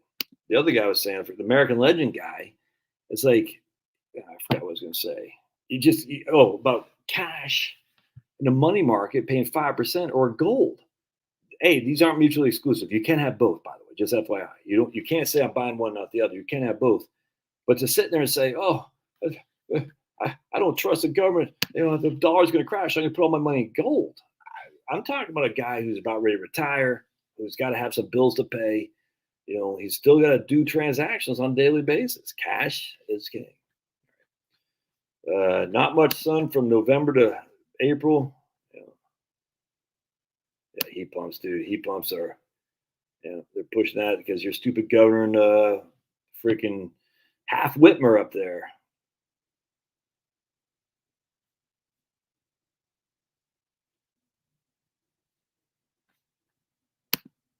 Flowers on the wall. All right. Reminds me. We rant back only in written form. People worship the Bible as I agree with the American Legend. The Bible isn't God. I completely agree with you. I remember hearing this I forgot who it was. Some pastor. He goes, we have a problem of worshiping the Bible and not God himself. I'll never forget this because I was like, whoa. He goes, we put too much emphasis on Jesus and not enough on God. He goes, we put too much emphasis on Jesus and the Bible, the actual book, and not enough on God. And I remember I was taken aback. I forgot who it was. I was taken aback. It's like, damn, I'd never heard anyone talk like that in my life. It's crazy. And now in hindsight, I think he's right. I think we don't put enough on the creator of all things. We put it on the Bible, this book, as if it's God. And it's just not. It's not. And God is God. And he's everywhere of all things. The eternal. And I'll never forget it. I can't remember what, probably 15, 20 years ago even. When I first started listening to like Andy Stanley. I used to like John Piper. He sucks though. Tim Keller. There's another guy. Andy Stanley. There's a couple other guys I listen to quite a bit. This guy out of Harrisonburg named Phil Smoolland. He did a whole thing on Romans, which I liked a lot. And now I'm not the biggest fan of that anymore. But there's another guy too. I'm drawing a blank. Andy Stanley I liked a lot. Anyways, a lot of apology. I loved Ravi Zacharias. I loved him. I always thought he was kind of full of crap. I said, nah, I think your stories are way exaggerated. And sadly, Ravi had he liked to go to massage parlors, essentially. Pretty sad. He's a net positive like Dave Ramsey. He has bad parts, but he's a net positive for society. I still think Ravi Zacharias was a little bit, some of the stuff seemed just too incredible. I don't know. But there's fun stories to listen to. I liked him.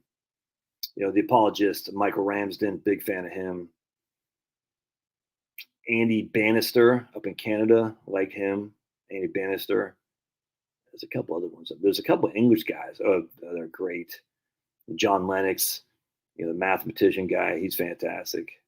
I forget, but there's a bunch of from England, and I forgot. But anyway, I just started listening to this. I had never heard anything like that before about,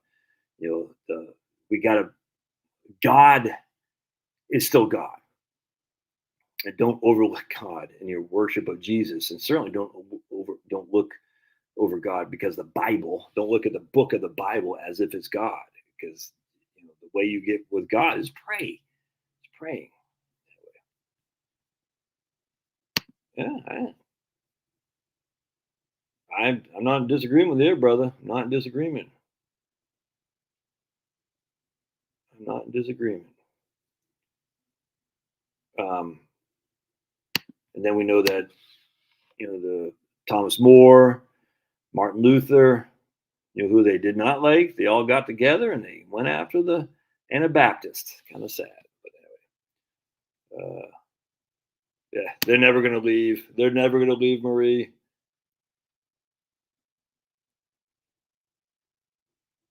That's 100%. I am 100% in agreement with you there, man. You worship God, recognizing that His Son Jesus rose from the dead in fulfillment of the Scriptures. I completely agree with that. No.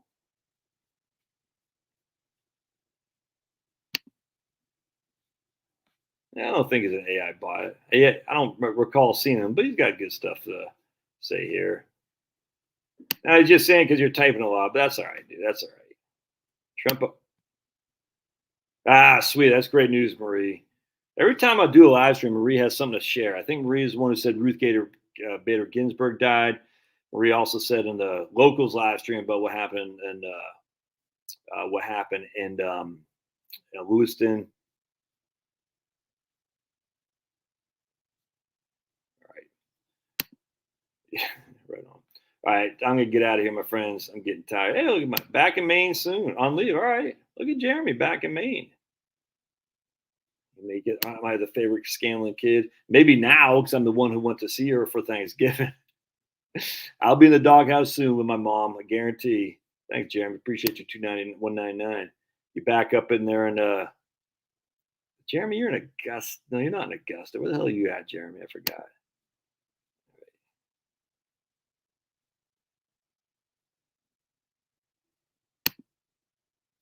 I got no problem with that. I don't think you get much in growing dividends, but I don't have a problem with that. The guy who invented autocorrect died. The fun will be. Oh, okay, now we can get started, Frenchy Mom. It's only been 2 hours and 3 minutes. How dare you? How double dog dare you? I'm just parking 50 to 100 each month. Yeah.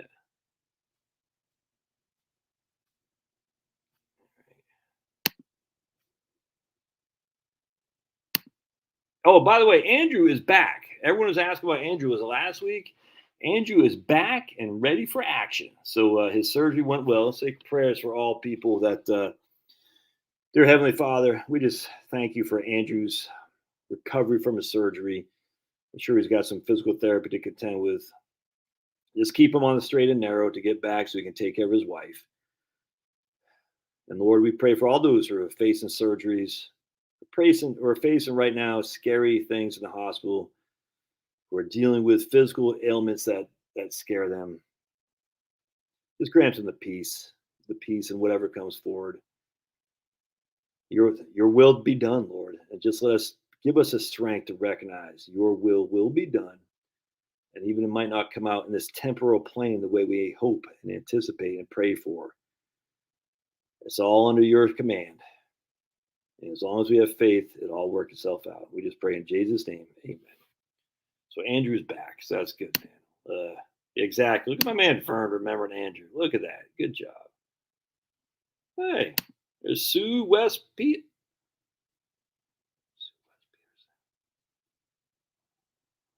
Peterson. Like I remember someone that was Liz. I don't know who Sue West Peterson is, but I'm glad you're here, Sue West Peterson.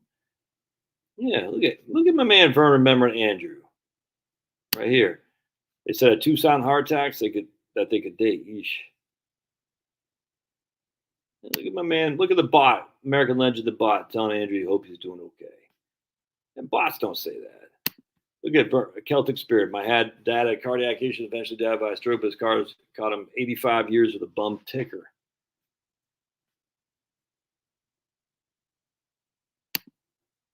Oh, you didn't get that, Penelope? Oh boy. Well, Marie lives in Pennsylvania. That's why she's kind of slow. She's because she has that. She's always on her bike, so she wears a helmet, which like crushes her brain. So when she's done riding the bike, she's got to let it kind of get back into like more normal human way. Because right now, like the helmet's like funnel. I don't understand what that means. Funnel. I don't get it. And then slow just starts dissipating. It's like, oh, okay, now I get it. It took Marie 10 minutes when everybody else got like 10 seconds, but 10 minutes later is better than 20 minutes later, so we'll take it.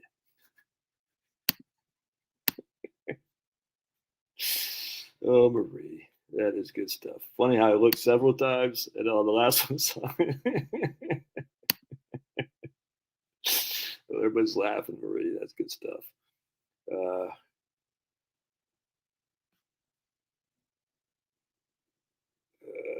not going to highlight that one. Here's one from when Helen Keller's leg go because her dog was blind too.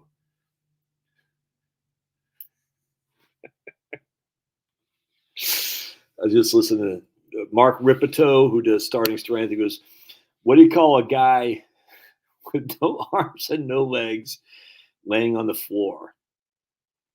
Matt. A guy with no arms and no legs laying on the floor. His name is Matt.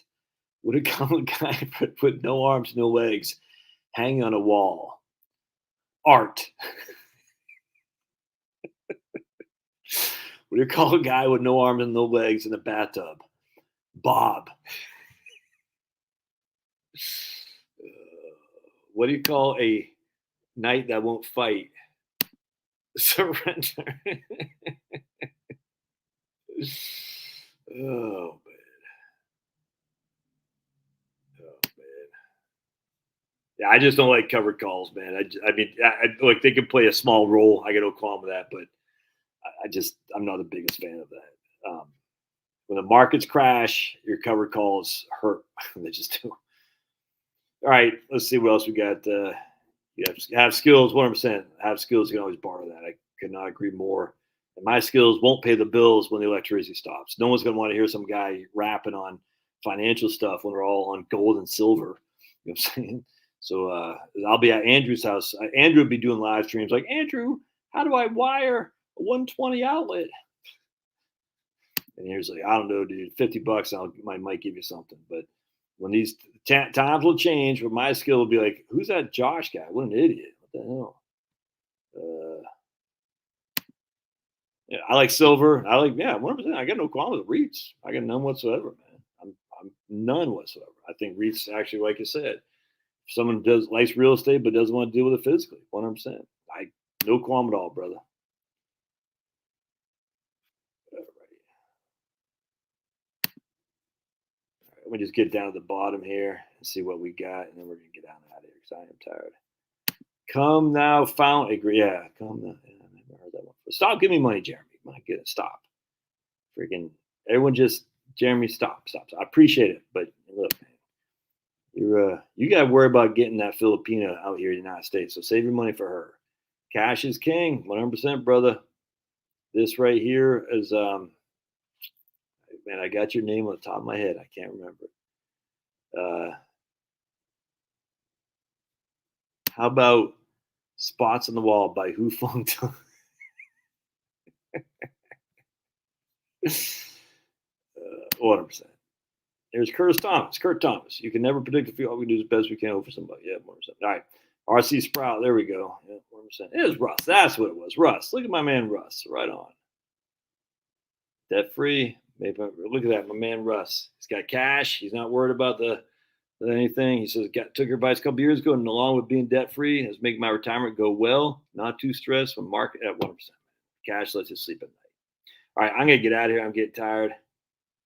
Josh, a Christmas rally, and then the next man, I don't know. Good question. I don't know. I got nothing. I got nothing for you. Appreciate y'all being here on a Sunday evening, but I'm gonna get on out of here, man. God bless and stay safe. And don't worry about it. America is still crushing. We got lots of problems. When have we never had problems? We had slaves. We had Jim Crow. We had freaking Italian immigrants that we weren't considered white. We had Irish immigrants that we were white trash. We've always had stuff. Wasp that didn't. I mean, just we've had every single thing in this earth that could happen in the United States. Volcanoes, supposedly 3 Mile Island. Idiots run the show, and we just survived. Divine intervention, luck, I don't know, but this, still no other place to be. Man. This is it. This is where it's at. People want to be here. That's why we got this problem with the border. Will it be fixed? It's got to be fixed because you just can't have millions of people going through unabashed for years on end. You just can't. It'll be fixed. Look, the funny thing is when the Democrats are up against the wall politically, i.e., San Francisco, they get stuff done. They don't think twice about it. You know what I'm saying? It's the funniest thing ever. There's still kids in cages. No one cares. It's the issue is when the Democrats are in control, they act like the fascists that they are. They get stuff done. They mandate vax, the whole thing. You see what I'm saying? So if you really want the border fixed, ultimately you got to have their Democrats in there because they'll stand hook on it. They'll freaking fight you tooth and nail. But the minute the freaking Democrats are like, all right, now it's time to fix, they get notified by whoever controls things. All right, now it's time to fix the border. It'll get fixed. Now it's time to clean San Francisco. It gets clean. It's a Potemkin village, I grant you. But they do it. Get out of here, man. We'll see you guys. God bless. Thanks now.